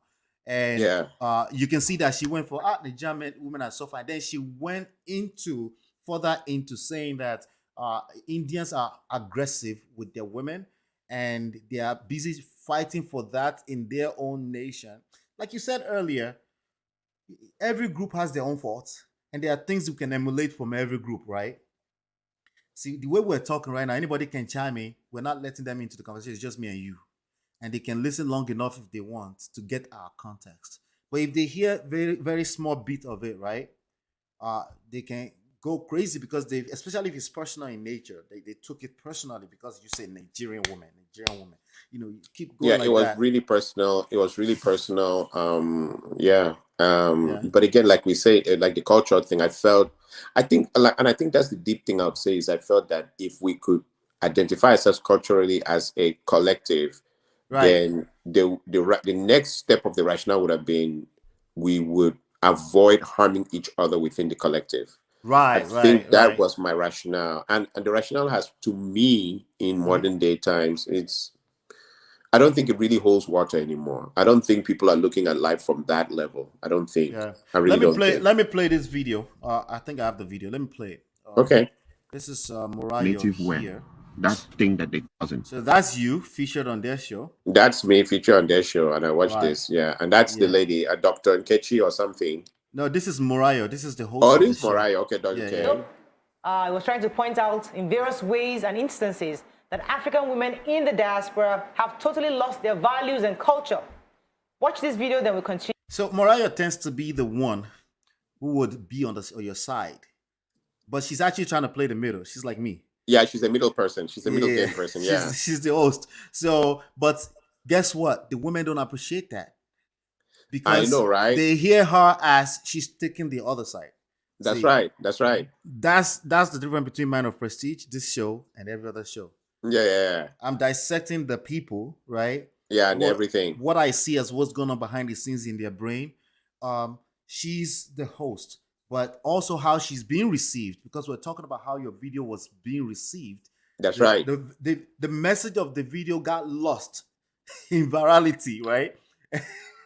And then you got all this hate, right? I really got a lot of hate. I think the hate. In fact, I don't think I wouldn't wish it on anybody else. To be honest, it was I don't envy you, but we're going to. This is not damage control. We're continuing the conversation. We're continuing the conversation. Uh-huh. We are continuing the conversation, pretty much. Yeah. So let me. But just so you know, Morayo is starting to pile up enemies from women just because she plays the middle. And are you for real? We do it in AMM. I play the middle. I become the enemy. I become the simp. Oh my God. Right? We do it. We all do it, bro. Anytime I play the middle, I say, okay, let me hear your side. Let me hear your side. It becomes the simp. We do it too. God. I'm calling everybody's bullshit now. Oh my God. Oh my God. All right, let me play the video. Let's play it up. Let's play. Let's hear the conversation. So what has been my exposure there? Indian women. Let me not play this all over 60,000. again. The man is changing, and that So is you supposed to forwarded a be. little. You forwarded a little. Yeah. Yeah, I'm forwarding it. I'm gonna. I think I have to grab another one. I have like clips of it. So Okay. yeah, let's see if it's this one right here. Call American court on you. Nigerian women, we are so fat. Aha. Aha. She said we are so fat. Every time our men find the opportunity to talk negative, they start to describe. I'm sure he's describing his mother too. Sisters. All right. Yeah, So that this is what they call. I learned this the hard way. I got roasted in the manosphere because of this. This is called the shaming, the insulting, and the guilt, right? And the need to be right, right? Yeah. The sign language, right? Yeah. So we do this all the time across board. We do, like, anytime women come there or they start to speak against us, they get roasted. Let's be honest. It's true. They get roasted. Yeah. Sometimes, the white knight in me want to come out with a cape and save this girl. But again, I feel like the conversation is needed. Yeah. The conversation is needed. That's true. It's painful to watch sometimes on both sides because of how we drag ourselves from our family, not knowing what to do. We drag ourselves through the court system. Yeah. Nobody wins. See, we're talking about men now winning from a financial standpoint, from his masculine frame being disconnected from him. Yeah. But single motherhood is not fun. Usually they find out after the fact. Single motherhood or becoming single after the war, that is not fun. That's not fun either. Yeah. Those that were single during COVID-19 as women, beyond the wall, will be able to tell you more about what I'm saying. A lot of people went through depression. Got you. As men, society still can do that. We can still kind of, like, even though we're fooling ourselves too, we all need love and connection, right? Got you. That's right. So let's keep playing. Same, whether we are in Nigeria or abroad, we are overworked women. And the moment you have the courage to say, I need help to your husband, you have stood up to him. When your husband can beat you here, I know women who... Okay, so she went straight from the conversation to domestic abuse. Domestic abuse. And that, you see, that's the problem I'm having. The problem I'm having is it doesn't mean that every case we're having is a case of domestic abuse. And that's, I mean, and it's tough. Yeah. That's one of the things that make the conversation tough on both sides. We start to have this somebody is expressing their pain, and we go straight to the worst case scenario or probabilities. We talk about worst case scenario, which is the court of law. Like, this person is not even there yet. They're still thinking they can salvage their family, right, or their marriage. But we're talking about court of law, so we take their anxiety through the roof instantly. Yeah. And exactly. Then that anxiety further destroys. It doesn't the whole story. Yeah. Let me keep playing here. Took the domestic violence from their husband, all the battery from the husbands, and they were pursuing visas because they know when they cross border, they will have mouth to talk. So on the other side, we have men that brought their wife here, and then she becomes a nurse. You see the nurse on my thumbnail, right? Did you see the nurse? Oh yeah. Right? Yeah. She becomes a nurse. She makes a little $50,000 chicken change, as she called it, and then she feels empowered because now she has money to buy internet for Clubhouse. She's listening to the feminazis, right? Before we know it, she would take those extreme stories. In Yoruba land, we used to call that Egbe Kiloko Oshe. It's essentially the female. Okay, they have the females in Nigeria, the group on Facebook, where they're talking about all the worst case scenarios in marriage. Got you. People take that energy back to their family. Unknowingly, they think now because they are actively trying to protect themselves. Men do the same thing. You come into the manosphere, you listen to the worst case scenarios. You take that energy back to your wife, even things that you didn't see before you start to see, that's, you don't respect me. You need to submit. It's things that you didn't see before because you're listening to all of these stories. You start to relate with it because you had like a remote chance you may be connected to the same experience, right? As opposed to, what is the best case scenario? How can I move from where, like, even if you're feeling some type of way, like maybe you're doing too much house chores and you have to go to work and all this kind of stuff, and you feel like, okay, I need to be a man, so I need my own man cave sometimes. There's a way to communicate it in a positive way that it doesn't have to backfire or destroy you, that your wife will actually appreciate you being vulnerable at that level, not crying, being vulnerable. Right? That's a different conversation entirely. We are what I like Yeah, about this is what you Yanni said, Kuti, fella's Okay. daughter. that we lose our identity. So she the way she was raised, right? There's a good chance that she was able to relate with you more. You know, Yeah, yeah, fella is absolutely. not about that westernization nonsense. Absolutely, absolutely. Her lineage are people who all of are them. really, yeah, All of them. We know Femi, we know Shil, we know yeah, Yanni. yeah, They can probably relate with you more because the way their brain is set up, they will gravitate towards where you're coming from. They won't go to the extreme of feminazis type of yeah, narrative. yeah, yeah. Not to say that grapes don't happen, not to say that people don't get abused, but it's a different conversation. That's true. That makes sense. That makes a lot of sense what you just said. This gentleman did a video. The first thing I heard when you were talking is that there's some pain. I would like to ask more questions. Right? That's the first thing I heard, right? Women will say, "We'll hurt you." Right? Well, I think, like you said, and which is very interesting. It was it more of pain or more of my discovery that okay, I just felt that when people, maybe it was because of I was naive and the shock of realization that yes, the shock of realizing that it's not what I think it, because I just thought if two people came together, you love this person and this person loves you, and that's it. The idea of certain people, and like I say, and people may say, "Oh, you're not." No, but I do truly believe, based on my experiences and what I saw, that there's some people who believe that for you to love them means that you have to put them where they. It's pretty much their game plan, right. And after that, did you read that? Read that comment right there. Yeah, they say you're in the show. Everyone can see. And it says stop. No, it says no. This person says stop using Afro-American vernacular. Stop being our shadow. Right. So everybody feels like their own pain is the biggest. Right. Okay. Every group of people feel like no, we have the pain bigger than you. Right. Well, let me get back to the conversation so we don't get derailed. The as far as pain and the terminology is this, like, yeah, we're okay with using that terminology when it comes to the gym. We want to work out. We say no pain, no gain. Right? Yeah. No pain, no gain. Suddenly, pain is a good thing. You see, it's about our perspectives in life, right? So pain is just something that stings. Like you're confused. It just means it's time to learn something new. If we don't acknowledge it first, we can't even ascend.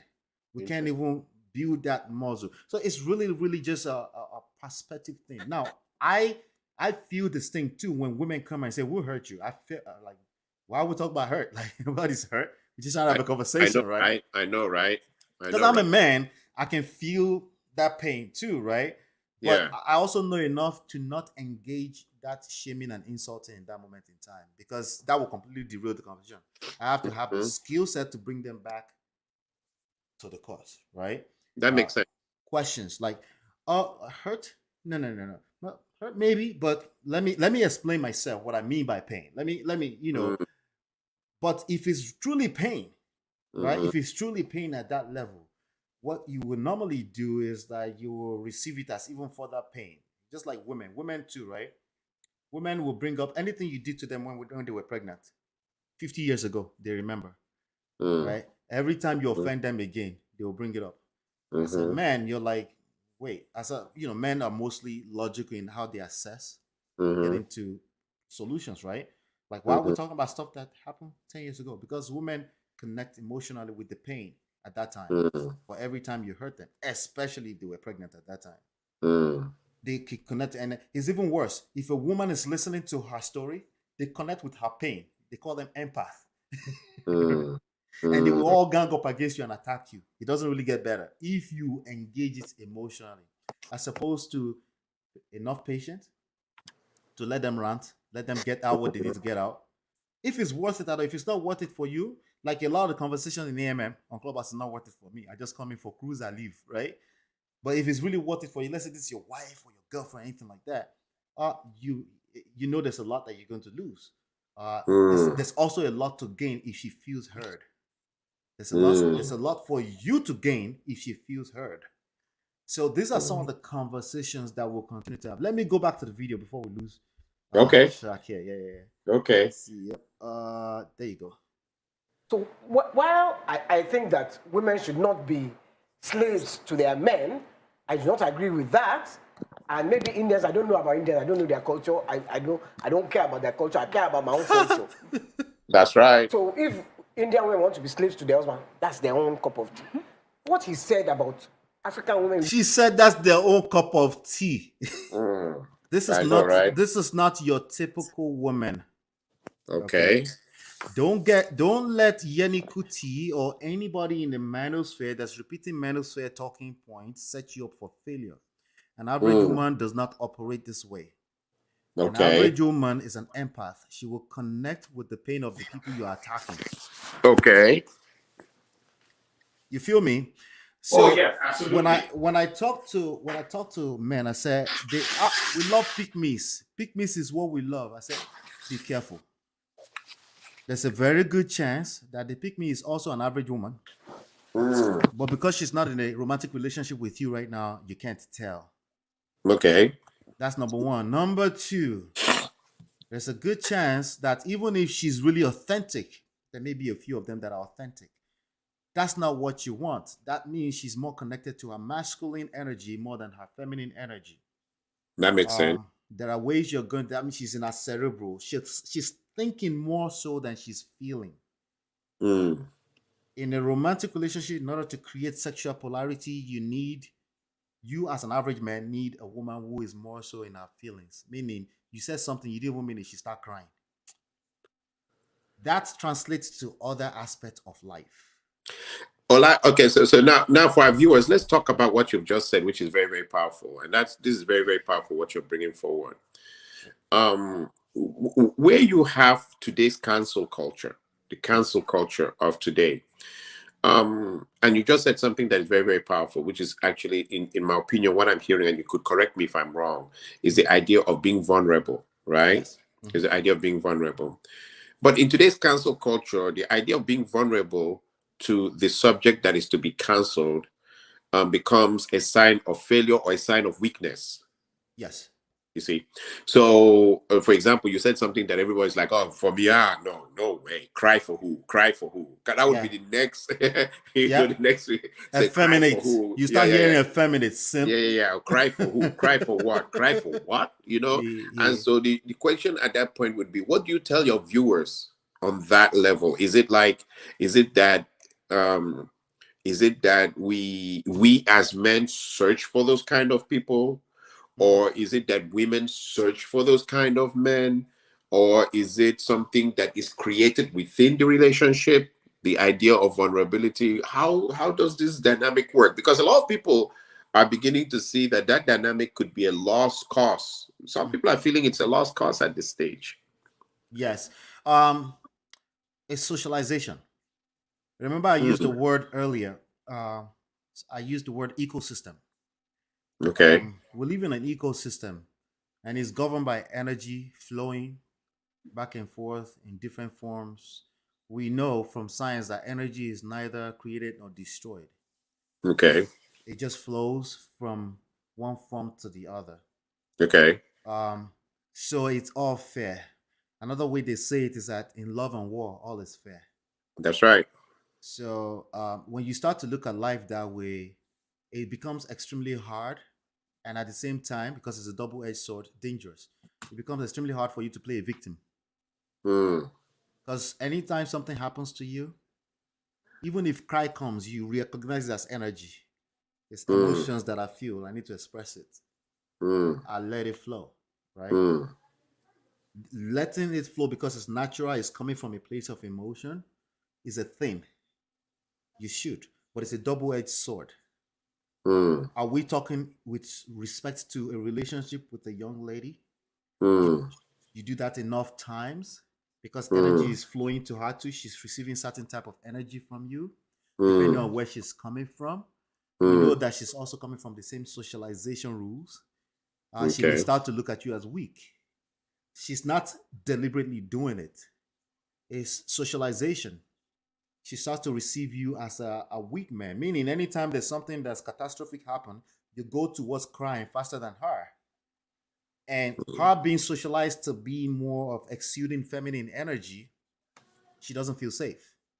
Mm. She's like the fertile soil. She expects that you sow the seed and she multiplies and reciprocate. But if she's having to create seed, it's not natural to her. She's not supposed to be creating seed. She's receiving you crying, chaos. You're representing chaos for her. So she's basically receiving and multiplying that into chaotic for whatever your romantic relationship looks like. So we're talking about sexual polarity right now, right?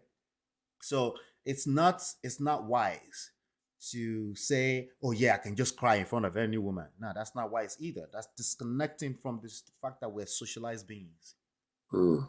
Right? But it's also not wise to say I'm going to be this macho man, I never cry. That's not sustainable. Things can happen in your life that makes you feel like you need to cry. Part of masculine energy is to make it okay for you to experience feelings like a human being. That's being sure of yourself. You're not needing validation from a woman to validate you that you're a man. So mother died, somebody died. You feel like crying, cry. It's not a big deal, right? A woman is also smart. We know they're smart. You said that in your video. It's Indian women all over the place in the IT world, extremely smart individuals. That doesn't mean they want to be masculine in their romantic relationship. They know how to separate the two, or they naturally separate the two because the man shows up, right? So it's a lot there. It's a dynamic. It's not an exact science. It's a dynamic that has to play out. But if everything else were being equal because of the way we are being socialized, no, you're not allowed to cry in front of women on a consistent basis. That tells me that actually you're weak. That tells me that you're looking for a woman to solve your problems, your emotional problems. That's not going to work too. Now, there is exceptions to every rule. There's that woman that will come here and say, Ola, you're wrong.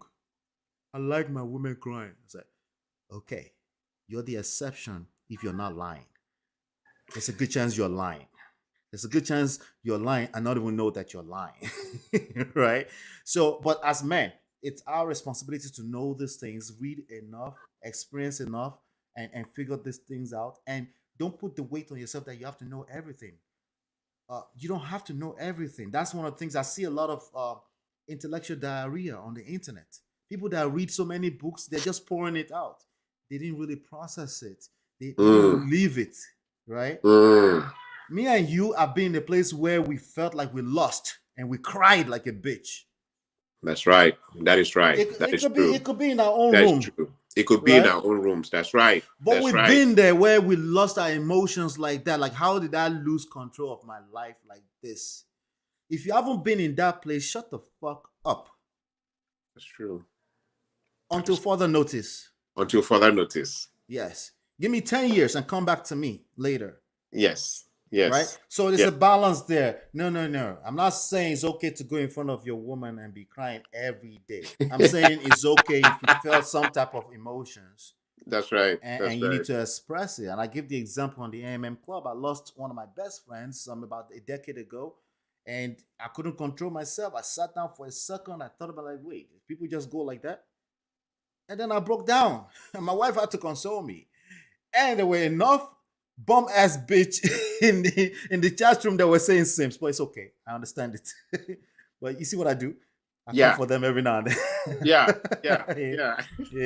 But yeah, that's. I don't know if I answered your question, but that's the dynamics right there. You answered my question. You really did answer my question. I hope that also the viewers could also learn as we're learning, as I'm learning right now, that they could learn from that too. Yeah, absolutely.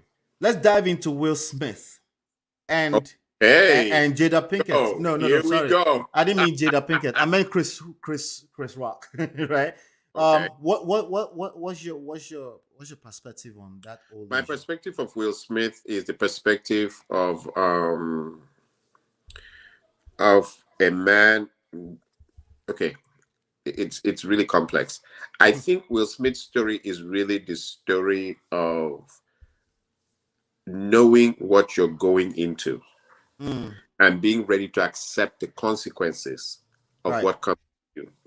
I have this great fear, but again, I had to also learn to accept that this fear must not necessarily be removed from, my system by every human being, every Tom, Dick, and Harry. Call it a fear, call it a pet peeve, call it what you may. Right. But the idea of cause and effect. Hmm. And so I've always had this thing, and there was a time in my life when I was very irritated with people who failed to realize cause and effect. For example, if I met someone who came to complain, like, I just can't believe that snake bit me, I would automatically be very irritated with that kind of a person. I wouldn't want you near me. I wouldn't want you to come around me anymore, because I would be like, okay, what did you think the snake was going to do? Do you think it was going to hug you? That's how I used to reason. And I discovered that now, talking about our sisters, and we talk about them in love, I discovered that at times there were so many situations where I was faulted for really leaning on cause and effect. Like, I would lean on cause and effect and I would get into trouble. Right. Case in point, and because we're sharing this for the learning, I remember once when, someone just, when I was married, my ex ran into the garage and just reversed the car into the garage, claiming that she was trying to get to work. She was in a hurry to leave. And I was like, the button is there for you to press to open the garage. Right. I don't understand you. And I remembered that at that moment I became the evil man. I became the bad guy. I became the evil man in the story. And everywhere I went and I told people, come, please, honestly, I swear, wouldn't you open the garage before reversing? Everybody was like, it's not as clear cut as that. Everybody was telling me, and people were telling, one person was calling me and says he knows where I'm coming from, but it doesn't work that way. And I remembered as of then, because I was naive, I became more and more angry. I was like, guys, she should have just opened the garage. And then I used myself. That was the one made it worse. I used myself as an example. I said, I have never, ever in my life backed into a closed garage before. You see, I used myself and it got worse. Yeah, it gets worse. But I discovered, and then it took me time to discover that the idea of cause and effect doesn't work in all scenarios in life. Right. And that was one too. It also for us men, if you really lean on cause and effect, then it could really affect your relationships with certain kinds of people, even with the sister folk. Absolutely. So when that happened, I now started to become careful. Now, Will Smith, with that being said, Will Smith comes across to me as somebody who really didn't do his homework as far as the idea of cause and effect is concerned. That's how I see him. I see him as someone who got into a relationship, wanted it to work, because I remember him, the way I see Will and my own impression of Will is a very positive person, very optimistic, high energy. Yes. He used to be that one person I looked up to as being, like, I used to ask myself, how is this guy always positive? Always on point. No matter what. This guy always has positive energy, no matter what life flings at him. Yeah. And so I saw him as a kind of Superman. Like, he's always smiling. He's always positive. You hear nothing bad about him in the news. There was never a time he was caught sleeping, like, caught drunk driving, or police will report that they pulled him over in the Ferrari and it was to the greatest shock and surprise, it was Will Smith and he was incoherent. Right. Will never got into the tabloids in a bad way. He was Hollywood's good guy. Yep.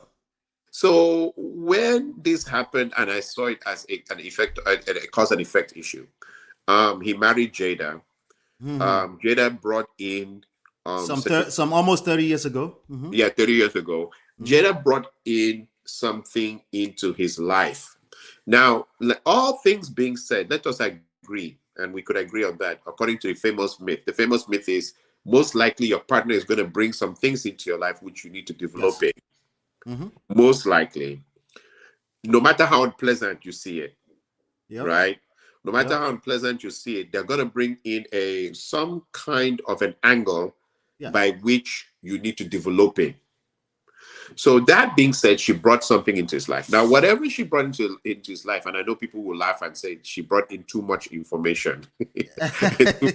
information to the public, or she brought in too much of being a free spirit, Right. or she brought in too much of being independent. Mm-hmm. But whatever she brought into his life, plus of course it being the perfect storm of where they stay at, which is Hollywood, one of the most toxic places in the world. Mm-hmm. Certain things have come back to Will, Right.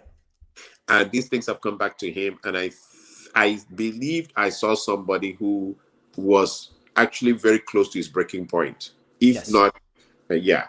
And so he lashed out. He lashed out. Yeah. He lashed out. Now, that being said, the question that comes in my mind is, could there have been a better way he could have handled it? Yeah. Two, I think I'm beginning to evolve out of the idea of Jada.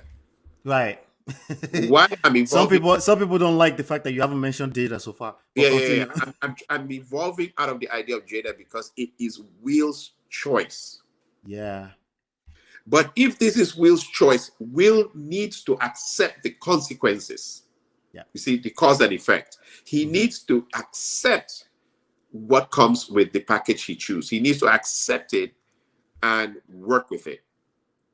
You see that? I think that is where Will is a little bit conflicted. Yeah. Will is now saying, okay, they're taunting me in Hollywood. People are laughing at me. Oh, it's well, yeah, not just Hollywood, on the internet. Yeah, I'm the butt of jokes. I'm the butt of memes and all that stuff. But I think that if you make the choice, then you should be able to go with whatever comes with the choice. Yeah. And so, but again, we can see Will in so many of us nowadays. You see, that's the other deeper thinking, that there's so many Wills out Absolutely. there. They made a choice, and now they cannot deal with what the choice brings. Yes. So they made a choice. They believed in the happily ever after, and then the choice brings in certain challenges, and they can't deal with it. Now, for Will, I would say his was a slap. For others, it's divorce court. Yeah. You see what I'm trying to say? Yeah. Yes. So me, I'm trying to now analyze, because you asked this was a beautiful question, but I'm trying to really analyze it on a higher level to say that there's a lot of Wills out there. Yeah. Absolutely. There's a lot of Wills successful, got money, but they have they go through the same thing that we go through in different ways. In different variations. Breakdown. So there's Wills out there, and their own version of the breakdown is a divorce. Yes. Okay. So their own either is a divorce, is irreconcilable differences, and all the other languages. So he decided, the way I see it, just off of what you're saying, he decided to keep his family together. Remember what I said about energy. That takes a certain amount of energy, right? We heard all those stories with all those Nigerians in Texas that deleted their spouses. We don't know what they went through, right? I always say people that live in glass houses should not be casting how they say, casting stones. They should not throw stones, my brother. They should not be throwing stones, Jerry. They should not be throwing stones at all. And we all live in glass houses. You know, when people run their mouth online and they just feel like they feel free, keyboard gangsters and stuff, right? On Clubhouse, they mask their face. I have to give it up to you. You never really mask your face until recently. You see, everybody mask their face, right? If you do that, you feel safe and all this stuff. You feel like, even if you feel holy, that you want to judge other people, everyone in your family, your immediate family members that you love, are they holy? Right? Are they holy? Are they all clean? What if they take one of the people that you love the most and they start dragging them through the internet in a way that they can never delete it again? See, we don't have that power that we're trying to exercise. We just don't. You don't get on the internet and run your mouth without paying attention to how it's going to be received. Even if you're judging Will Smith right now, people are paying attention to what you're saying. And at some point, we may be close to some kind of success, and people will dig up your commentary when Will Smith went through the bullshit with Oscars. This is how you talk, and you can miss out like that, So some people will say, so we shouldn't have freedom to. No, you have freedom of speech. Absolutely. You just don't have the freedom to control how people react. Back to Will Smith. Will Smith could have been in a position where he was given up that day. You remember the Robin Williams story? Uh-huh. God forbid, right? Which means he felt like, there's nothing else to lose here, right? You don't know what people are going through, right? So when you run your mouth and you have all of this different freedom of speech, just have that at the back of your mind that as you run your mouth, you're also giving people some kind of permission to drag you however way they didn't fit. That's true. That's true. That's true. They may say, I don't mind sitting in jail for 2 days because of battery. They may say that. Yeah. And I mean, it is a powerful lesson that you've just pointed out. The idea of that what you put out there could become another man's ammo. You know, it could be another man's ammo to use to actually work against you. Yeah. There was too much information in this story, in Too my much. opinion. A Yeah. lot of information that we don't need to know about and shouldn't have to be out there. Facts. And again, Facts. and in a much higher commentary, which is a very, very powerful commentary too, is if this is what the progressive family looks like, because that's another thing about Will.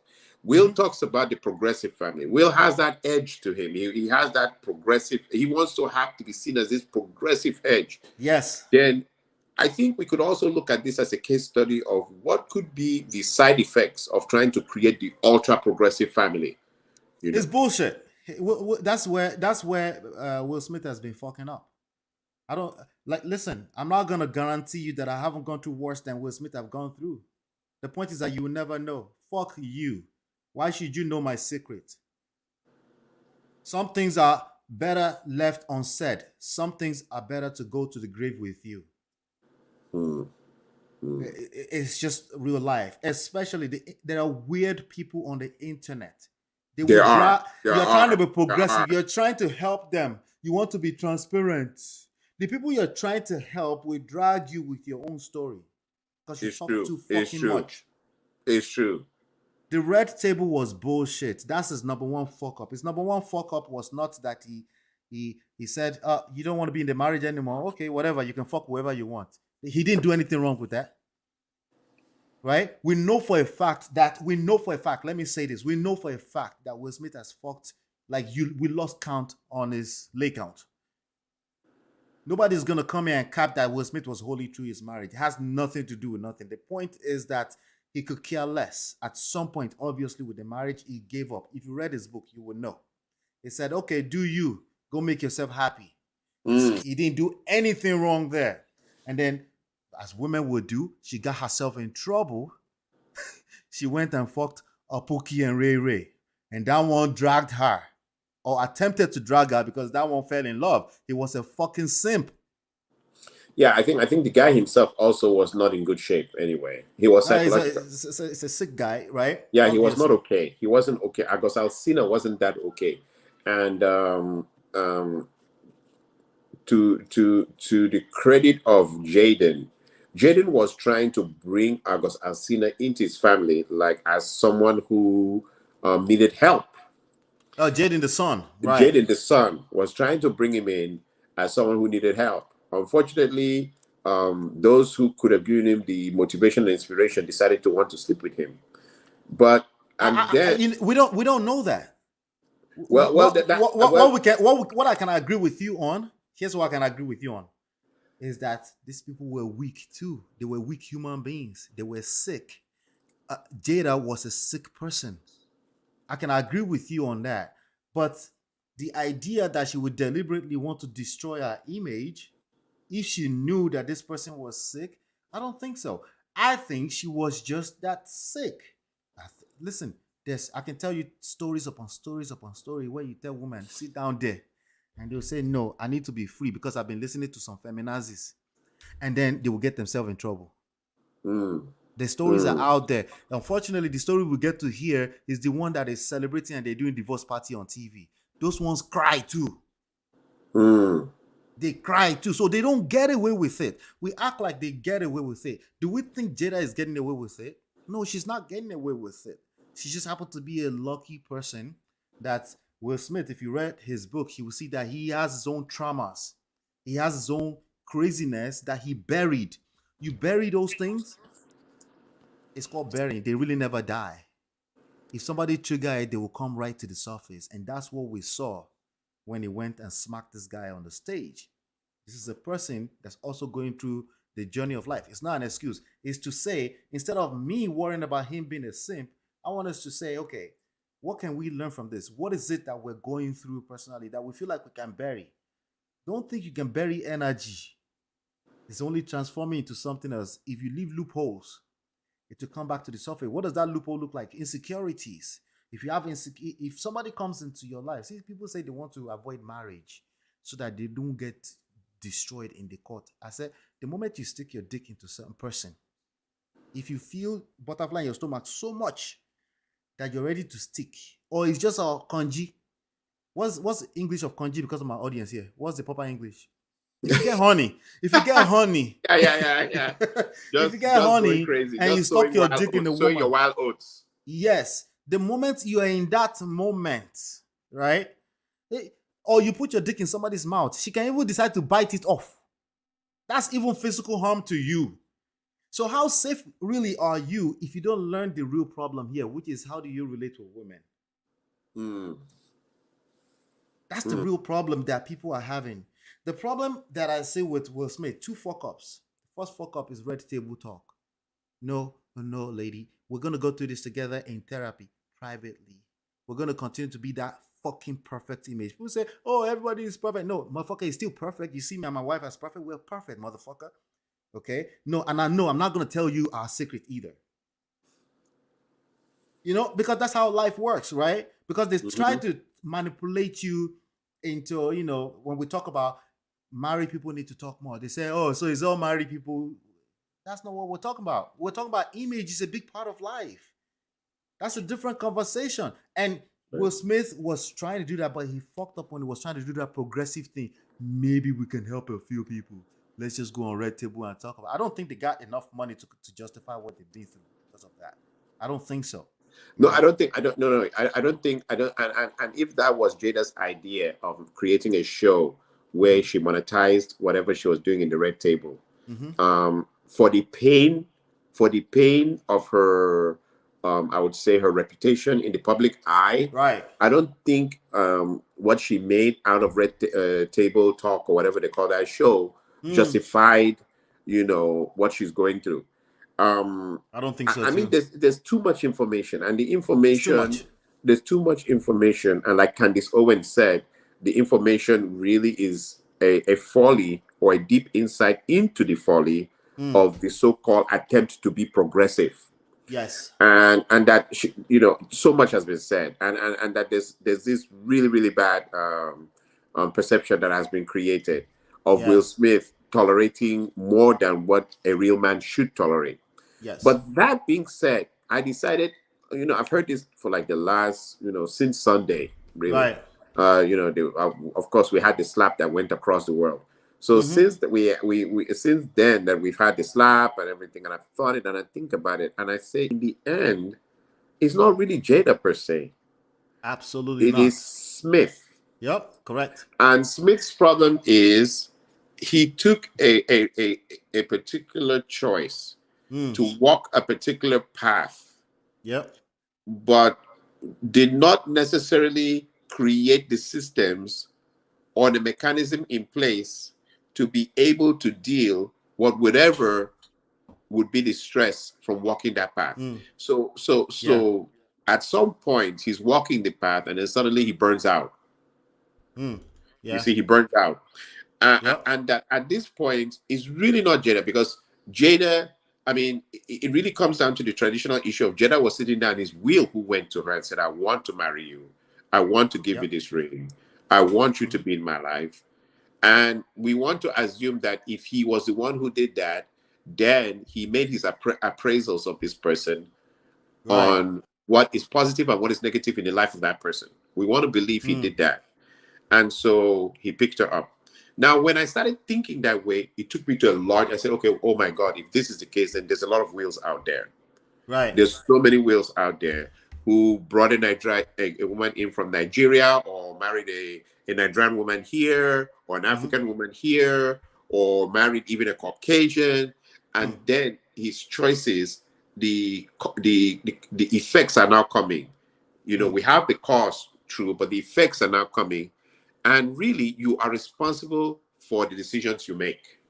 You see, so that is where Will's dilemma starts. In that, yes, we can say, okay, Jada said this. Jada said that she'll forever love Tupac. Yes, Jada said, yeah. You know, yes, Jada said that she masturbates because her husband is incapable of satisfying her. Yes, Jada said she had a good time. Okay. Let's dissect that.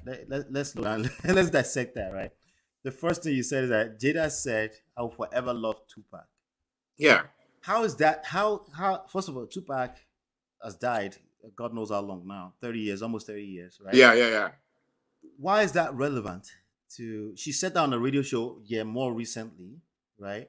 Why is that relevant to The funniest part this about marriage? the relevance of that kind of speech, and I mean, I heard some people say, "Oh, that was just a trigger speech to make more people come on to Red Table Talk." I heard people say that, and then I Oh, they heard some said of the that. people said it's been pulled out of context. Maybe she was talking about something about her former life that has made her who she is today. And some other people, I've heard other people just say, "Yep, that's exactly what she said. It's right there. It's out there." So the way I took it, right? The way I took it, they were best friends. That's what we know, right? They never had romantic relationship. That's what we know. I could be wrong, but that's just what we know, right? But let's just go with what we know. If they were best friends, understanding how Americans operate, they could be best friends and never do anything, and that person could die an untimely death, and that person reserve a special place in their heart. People say this all the time. They don't get dragged on. The reason why they're getting dragged because there are present events. We Okay. refuse to talk about the present event. We go straight for the juggler with something that's completely past tense, right? We refuse to talk about the present event, which is that this gentleman, a very sharp gentleman who has always walked a straight line, lost his cool yesterday and went and slapped another gentleman on stage. We refuse to talk about that. We go straight for the easy part, the easy way to shame him and his The family. prehistoric history. It's not relevant. I could see how she can say, understanding the way they talk, I can see how she can say, yes, that's a person that reserved a special place. However, even Will Smith said in his book that he was jealous of how close they were. Right? He married this chick, right? People say he should have vetted. I'm like, wait, every marriage get to a space. Every marriage that you've ever acknowledged that you love them, you saw them, they look good at every single one of them. They've gotten to a space where they had doubts and they questioned their decision. They questioned compatibility. When my wife and I went through a crisis some years back, one of the first things she was questioning is that I don't think we were compatible. It's a whole chapter in our book on it, on that compatibility thing and questioning everything you believe in. Same thing with Red Pill. When you go through certain experiences, you question, see, this is the book. We have a whole chapter in it on this issue, right? That you start to question everything you believed in. Maybe everything was a lie. Especially women will start to question everything. You see what I'm saying? So now we talk about compatibility. So if she got into a space, is it natural to think that this, whatever they have going on as a marriage, open marriage, whatever you want to call it, that she questioned? Is it possible that as a natural human being, she got to a space where we question? Well, we know that for her, she carries a lot of trauma, we could tell, because she slept with August Asina. She definitely questioned that she was so weak, she went to sleep with somebody who is a close acquaintance to her own son. She lost herself. We all lose ourselves sometimes. That's true. It's just that nobody sees our shit. That's right. Nobody is justifying this. If you know that you've never lost your shit, come and tell me, and I'll tell you who is full of shit. Nobody's justifying anything. I'm trying to say, instead of you pointing fingers so hard, you realize 4 fingers is pointing at you. That's all I'm saying. From what I have seen, their conduct in more recent years, these motherfuckers are in love. And the public can't stand it, especially people in communities where they haven't really done the work they need to do on themselves. They can't stand it. Every marriage will go through, it's just that some of them you will never know what they went through. If you want to see these stories, go on Yala. If you want to see these stories, go on Black Love. Got the TV show called Black Love on the Homes Network. Yeah. These people start to break down their story. You're like, wow, they went through that. It doesn't have to be infidelity. It could be loss of children. It could be that somebody lost their parents. So there's this girl story in there more recent, and this girl lost her mother, and she couldn't have sex for the next few years after that because she lost herself. Because the mother was the best friend, whatever. The guy was lost in that. This has nothing to do with infidelity or that the wife slept with somebody else.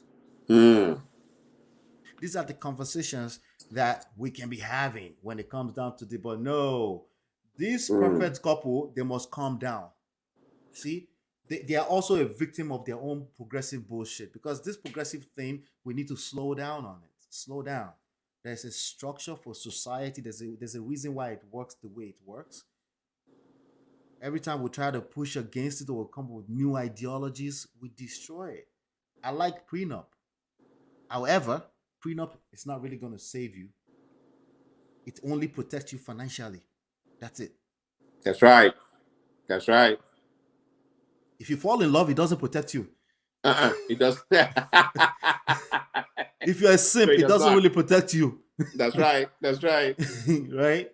Yep. So that's some of the things that I feel like the second fuck up was him going on that stage to slap another man because he lost his cool. See, one of the mistakes we make when it comes to our women, our ladies, is we think during the white night we make them feel we make that mistake. We've made that mistake before. Somebody stepped or said something you know, or maybe when you were really in love earlier on, she said somebody, maybe it's very little mild stuff, right? Maybe she said you were talking to a girl on the side, that girl looked at her as kind of funny, and she said, why are you continuing the conversation with her, right? Simple stupid stuff like that, women do it, right? I didn't fight the girl. The girl's not fighting me. I didn't even know that you're mad at the chick. Honestly, I didn't even know until you just mentioned it. But apparently, you've caught feelings because you saw me having a little bit of extended conversation with this person you don't like. Okay. I'm getting the memo for the first time that you don't even like this person, right? So the worst thing you can do is to now disconnect from all your friends because your lady said this. Men do this kind of shit. Or your woman said, mommy said something. That's your mother. Mommy said something I didn't really find funny. And now you now go and now mommy, don't talk to my wife like that. Don't do shit like that. Here's why you shouldn't do shit like that. You will end up embarrassing your woman more than you're helping her. Interesting. In the spirit of you're trying to save her or make her feel good, if you cross that line to where she's feeling embarrassed, or a scene was created where she feels embarrassed, you fucked up. Guess who is guilty? Guess whose fault is still going to be? Remember, it's always men's fault. It's still true. It is still true. It is your responsibility as a man in the society we live in to know when not to cross the line of, I want to make sure she feels good, to not embarrassing her. The key word is feeling. She just needs to feel good. That's it. So there was a CNN article that said he could have really just rubbed her leg and said, baby, you're the most beautiful person in the world. These people don't know what the hell they're talking about. This lady we're looking at is in love with Will Smith all over again. We know that for a fact. We're just capping. We're full of shit. Everybody is saying, oh, she's a Jezebel, blah, blah, blah. Bullshit. You're just jealous. but yeah, because people don't believe it's possible that a marriage can get dragged through the mud and they can come back. It happens 100% of the time. Not 99%, 100% of the time. You just don't know all of the secrets. You just don't know what you don't know, right? True. So, but if Will knew any better, just rub the leg, right? You're beautiful. She will, a little smile, everybody will thought she's smiling about the joke. We move, right? But we all make this mistake as men. We've all made this mistake where we lost our masculine frame in a moment. Doesn't mean you're not a masculine man. It just means in that moment you lost it. You got caught up in your emotions. Yeah. You go to that. Everybody, Will Smith is so smooth that nobody would ever think in their wildest dreams that he was going on that stage to smack a person. It's not no 50 To Cent. unravel. To unravel. Nobody would have thought that that would happen to Will Smith. Even True, 50 true Cent don't do story. that anymore, right? It's not no some young rapper that's about to go smack somebody. If that was a young rapper, the securities would have stepped on that stage. Oh, they would have stepped in immediately Yeah, without waste of they're time. all with over no the place. doubt They about just it. trusted that this guy that's been professional for 30 years, he wasn't going on that stage to spark, but he lost his school. It was fed up. It was done. It was done. And all of us men need to be careful with that because the society will not allow you to have excuses, as we can see. They won't allow you to be able to you won't be able to get away with it. They will judge you. Women will judge you. Other fellow men will judge you. That's true. The manosphere will drag you in an inverse way, meaning they think they're supporting you, but they're making shit worse. That's They're just true. making shit worse. They think they're supporting you because they can relate with the pain. It's bullshit. They're just That's making true. shit worse. That's So true. these are some of the nuances that I see there. These are two major fuck ups that I think men should focus on. Don't bring your. Go ahead. You were gonna say something? No, continue, because Yeah, I have a don't- question for you. Yeah, don't bring your matters to the public. Save some. Maintain your mental health. Don't do that That's to right. yourself. Tell That's your right. lady, no, I'm not coming to support you that way. No, we're not doing that. We're not gonna do this, okay? She may even be okay with that. Be okay. You're a masculine man. You're supposed to be. Be okay that she may be upset for a day. It's okay. Let her sleep. This idea that women can't go to sleep bed, we were taught that we shouldn't go to bed sleep. Let her go and sleep and take a shower. It's okay. Drink water, like 2020 will say. Yeah, drink Right? water. Drink That's water. true. It's not that deep. Now she's okay with that because women will get upset and they will be the first to tell you that I'm just upset. Leave me alone. They will be the first to tell you, but we don't listen. We don't listen. Be okay with that. She may be upset for a moment. Tomorrow she'll be over it. Now there's no red table talk. There's no viral video where the people get to drag us. In more times, because we will still fuck up anyway. But I'm just saying, more times than none, you won't fuck up that way. The second thing is that never lose violence is never the answer. Now, we're human beings. If you were a lion in the jungle, violence is the answer. I get it. You need to eat. But we're human beings. There are different forms of violence today. There's internet, there's cyber, there's bio. Should I continue? These are the most powerful things right now to suppress your competitors. Not how much weapons you have, not how powerful your weapons are.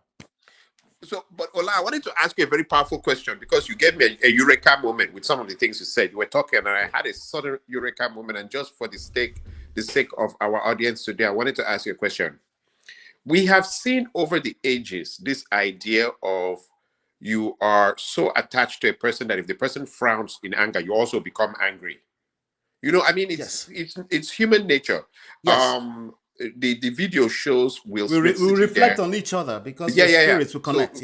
So Will is laughing until he turns and sees Jada not digging the joke. That laugh was one of the fake laughs of Will Smith that he's been laughing for 30 years. He's a professional. That first laugh was the professional laugh that you laugh when you're sitting. Imagine being in that audience in Oscar. Yes. Will Smith. You're supposed to laugh. Even Jada did not exactly look at Will Smith. She looked across the room like she's looking across. If you look very well, she looked like she was looking across people that were sitting because it's a big auditorium. But she wasn't laughing. She had like a little smirk on her face, right? There's a whole human being, Lupita, between them. That's true. So nobody is talking about that. I'm not saying it doesn't mean she didn't do that. We don't know that. Why are we saying that like that's some kind of fact? Now, it's very possible that my wife could look at me and because the Bible said that Ephesians 28, I may feel the pain she feels. That's possible. Yeah. And I may decide that I'm throwing my freedom away for that day. I want to smack somebody. That's very possible too. Why is that so strange? That's not exactly strange. We just don't expect it, Will Smith. That's why this is so big. We don't expect it. It's our expectation all over again, right? Because if this was some young rapper, we wouldn't be saying this like, oh, we know this nigga moment. Like this wasn't a nigga moment. This was a person who lost a person who was on a pedestal, a person who was on this high horse. We put him there, but he showed us that he's a human being. I tell people all the time, don't put Yes. yourself on a pedestal. You will fall flat on your face all the time. Stop saying intentionally so much. You're not that intentional. You're full of shit like the rest of us. You're not that intentional. Stop it. Stop it. Right? The only thing you can do with intention is set up systems for yourself to protect yourself, right? Just in case you're about to fall. You put systems around. That's when we say have the closest 5 friends around you will direct the course of your life. That's what we mean by that. Be intentional about making sure you have good friends around you. Don't be intentional and say, I don't need friends. I figured this out by myself. You're full of shit. You're full of shit. You're human. We all get caught up in our emotion unless you live in a cave somewhere. But if you're socialized like the rest of us, there's something you care about. And if somebody rubs the wrong nerves, you will react. And we need to be aware of that and always protect ourselves. And Will Smith has been doing it for way too long. It would have been better off if he made a mistake 5 years after 1997, then another 5 years, then another 5 years. Then he would know that he's capable of making such mistakes. I don't think he knew he was capable of doing what he did. That's why he was crying. That's why he was allowed to be in that building. There's an extremely powerful guy in terms of what he's done and the respect he has, right? But he was allowed to stay in that building. This is the last point I want to make. He was allowed to stay in that building because he had enough in the tank in terms of the respect he's earned over the years. There are people that would have seen on live TV, would have seen it on live TV, dragged out of that building. There are people like that in that building. That's right. That's right. But he had enough in the tank. It's the same thing with marriage. It's okay to fuck up and make mistakes. Just make sure you're having enough in that tank that she will be open to give you grace over and over and over. And vice versa, women need to do the same thing. Make sure that when you fuck up, there's enough in that grace tank. She's willing to give and give and give and give. It seems like you're just macho. No, it's because you've sown enough seeds, because you've watered your ground. You know when they say it always seems like the grass is always greener on the other side, right? It's because somebody's watering it. Are you watering your own grass?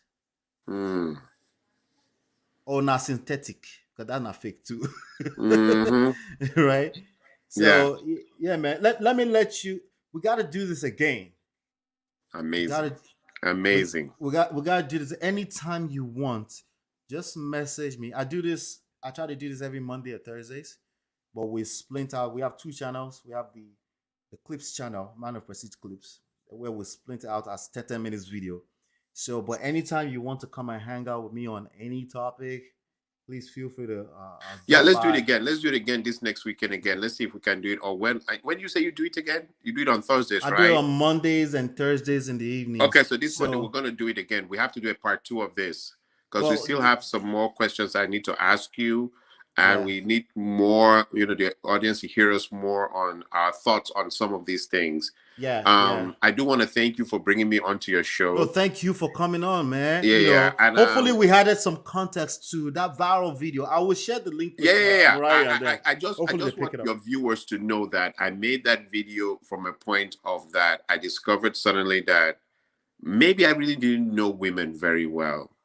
And I think that I was one of the many young men out there who engage women without us really knowing who they are and what they bring to the table. So it could have been a platonic thing where I was more about how the person looks, the facial aspect. Yes. Does the person have a big butt? Does the person have boobs? Clayton, does the brother, person have let me tell you, things? It wasn't that. You were just like the rest of us. Every one of us, including the one that has successful marriages, can look back and point at something and say, I didn't vet. That's why I pushed back at vet. I said, fuck you with your vetting bullshit. Vetting, anybody can point back and vet and say, I made a mistake. Vetting is not like vetting is no good, but it does very little. It does very, very little. It does very, very little, because in my opinion, I looked at this person and I felt this was someone I could live, I could do things with. I really did love this person. Vetting does very, very little. Very And little. the You were on truth a of the matter, journey. You were on a journey. That's all it we're on a was. journey. We're on a journey. Yeah. And the truth of the matter is that men have to put themselves in constant reminder that if you made the choice and you now come to a point in your life where you say, okay, the cause of these things happening in my life is my wife, Is your you wife. should also be brave enough to say Look in that the mirror. effects of me choosing her, Mhm. I should be able to stand firm on. Hold the yourself effects. accountable. Hold yourself accountable. Yes, you have to be able to hold yourself accountable for the effects of choosing her, just like in the story of Will Smith. Yeah. And that rather we're seeing that there is, yes, you can shout all day long, which really makes you the victim of saying that the divorce rate, which I tried to highlight in that video, was the women's fault. But the fact of the matter is that you made the choice to pick this person. Yes. And that maybe you have to now do a new introspection, which could be one where you really equipped for the effects of your choice, the effects of your choice. Were you really equipped for the effects of your choice, or were you really equipped for the consequences of your decisions? Yeah. You know, and Yeah. if you were not equipped, then that pretty much was the result you got, irrespective of the cause. Yes. Remember, because I kept on talking about cause, irrespective of the cause. It's not. Stop looking at things as indictment. Stop looking at it at somebody's. I learned this from T.D. Jakes when I was going through my own crisis. Yes. He did a whole session on wickedness versus weakness. If that person that you've subscribed to a romantic relationship with is doing something that's robbing you of the wrong way, ask yourself, is it coming from a place of wickedness or weakness? More than 90% of the time, or 95% of the time, it's probably you. Just by asking yourself that question, you see it as weakness, and then you're able to calm down, have some empathy for yourself first, because you can't give other people empathy if you don't have it. Pat yourself on the back that you did well. This woman, you brought her into this house. Okay, now go and sleep, relax. We'll get through it. Give it time. Don't be so quick to overreact, because the reason why you're overreacting is because you're receiving what she's doing as wickedness. That's So true. an attack. That's true. So naturally, when you feel attacked, you defend. Defending comes off as to the other person as an offense. So you are effectively in a war, right? That won't stop until you destroy each other. That's true. The weapon she has in the Western world is the court, right? That's right. The weapon you have is your mouth. That's right. That's right. That's right. You will remind her of all the round through she's gone through, like round through was doing today on and still Clubhouse. It counts against you still. Even reminding her, it works against you because this is a person. This is a person that, according to Ephesians, is your body. You're hurting yourself effectively. Yeah. So when you give her that grace, you're actually not giving the grace to her. You're giving it to yourself. It's all perspective. It's all perspective. Weak men will say, "Fuck that shit," kick her to the curb. Right? She's the problem. She belongs to the streets, right? She belongs to the streets. She belongs to the She's streets. always been the problem, and it's time to get rid of her. It's time to get rid of her. And that's what we all did. Some of us are just lucky, bro. Don't give me that credit. I'm just lucky. I'm lucky to get to the point where I start to dig in a little bit deeper. I read a guy's book. And he said, read this book 10 to 15 times. I didn't understand what he meant. You can't read a book one time and get it. You're not going to get it. No, you can't read a book one time and get it. Your natural self will kick back in. Your natural self is to protect yourself, instinctual, right? Instinct is to protect yourself when you feel attacked. This woman, this evil woman is attacking you. I don't care if she had 3 kids for you. The natural thing is for you to pick up the phone. People, you and I said we will never record such viral video. We probably said that to ourselves, but we did that shit because we got caught up in our emotion in a moment in time. That is true. I just told you I made the same mistake. I just happened not to have pressed record. That's right. That's right. And I'm considered like in my circle, I'm like the Will Smith who is always poised. Yeah, that's right. That's right. That's right. Right. That's right. That's right. And look at what Will Smith just did. Now the Denzel Washingtons. We don't know what those people go through. We don't know what their personal life is like. We don't know what they go through. We don't know what we don't know. But we can understand this. We're all humans. We all have the same experience. It's just how the story is being told is different from people to people. It's just a story being told. In terms of indicting people, let's leave that to God. Let's leave that to the court of law. right? Even if this is your ex-wife and she's absolutely wrong, this is your ex-wife. She's still a part and parcel of you. Treat her like a fucking queen. Make that fucking new boyfriend jealous. Most men are too weak to do that. So basically, they get kicked to the curb. They continue to suffer. Now the lady is telling terrible stories because she's living her own truth. Now you're busy saying she's a liar, she's a liar. She's just telling a story. And yes, they are good at painting picture. When you start to dissect it as a man, the picture they are painting is all lies as far as you're concerned. Because she's telling something that didn't happen, right? But women will paint pictures that you will hear like, wait, why are you saying something that didn't happen? Like, can you tell the truth? And now she say, oh, you calling me a liar? It just gets worse. The right thing to, not right thing, fuck right and wrong. The wise thing to do is to make her have self-control, emotional control. That's easier said than done. Keep working on yourself. That's not an easy thing to do. It's not an easy thing to do to maintain your core when you're upset. It's not. But write these things in places, do what you gotta do. Keep reading the books that you love that's telling you how to do these things, and then continue in that direction. When you make a little mistake, pat yourself on the back. Okay, I made a mistake. It's okay. Keep moving. Don't stop. I think Steve Harvey said this. He said, if you're going to hell, the worst thing you can do is stop. Because you're in hell. You stay in hell. But if you go through it, you go through the fire. That's how diamonds are made, pressure. That's how the best things in life are made. No pain, no gain. If you see anything that looks good on the outside, it's gone through the worst of it. Just assume that. Do yourself a favor. Assume that if it looks good on the outside, it's gone through the worst that you can ever imagine. Just imagine the worst you can think of, right? You thought this is just about, if people cry about infidelity, infidelity is the least of your problems. That just says that there's a vacuum in that marriage. Okay, she went to fuck somebody else, or he went to fuck somebody else. That's a symptom. You're not getting to the problem. I know, right? You're not getting to the problem. Infidelity, irreconcilable differences, finances, those are not the reasons why marriages break up. People will stay with broke people when they feel right. They will stay there, and just because you know how to make them feel like Bonnie and Clyde, they will stay in it with you. Why do we act like we've never read stories about seduction and all this kind of stuff? It's all out there. Get out there and learn how this shit works. It's all mental. It's all mental. The only problem is that when you get to, they start to record data in a poll, the first thing you say is, we argue about money. So they record that as finances. Is that really what happened? Let me let you go, my brother. We have to do it again. We have to do it again, my brother. Yeah. Maybe one of these heated AMM conversations, we'll just jump on and do a recap. We'll just bring just me and you, and fuck just them me all. and you. We have to do it on Monday for sure. Yeah. Now, this Monday is gonna be tough. I have a very busy month ahead of me. I'm gonna hand over for our viewers' joy and for their viewing pleasure. I hand over you setting up the next engagement. Thank you. That's a better way to do it. I'll meet you in AMM. We'll continue to drag those motherfuckers. Yeah, we'll drag our way through and have fun there.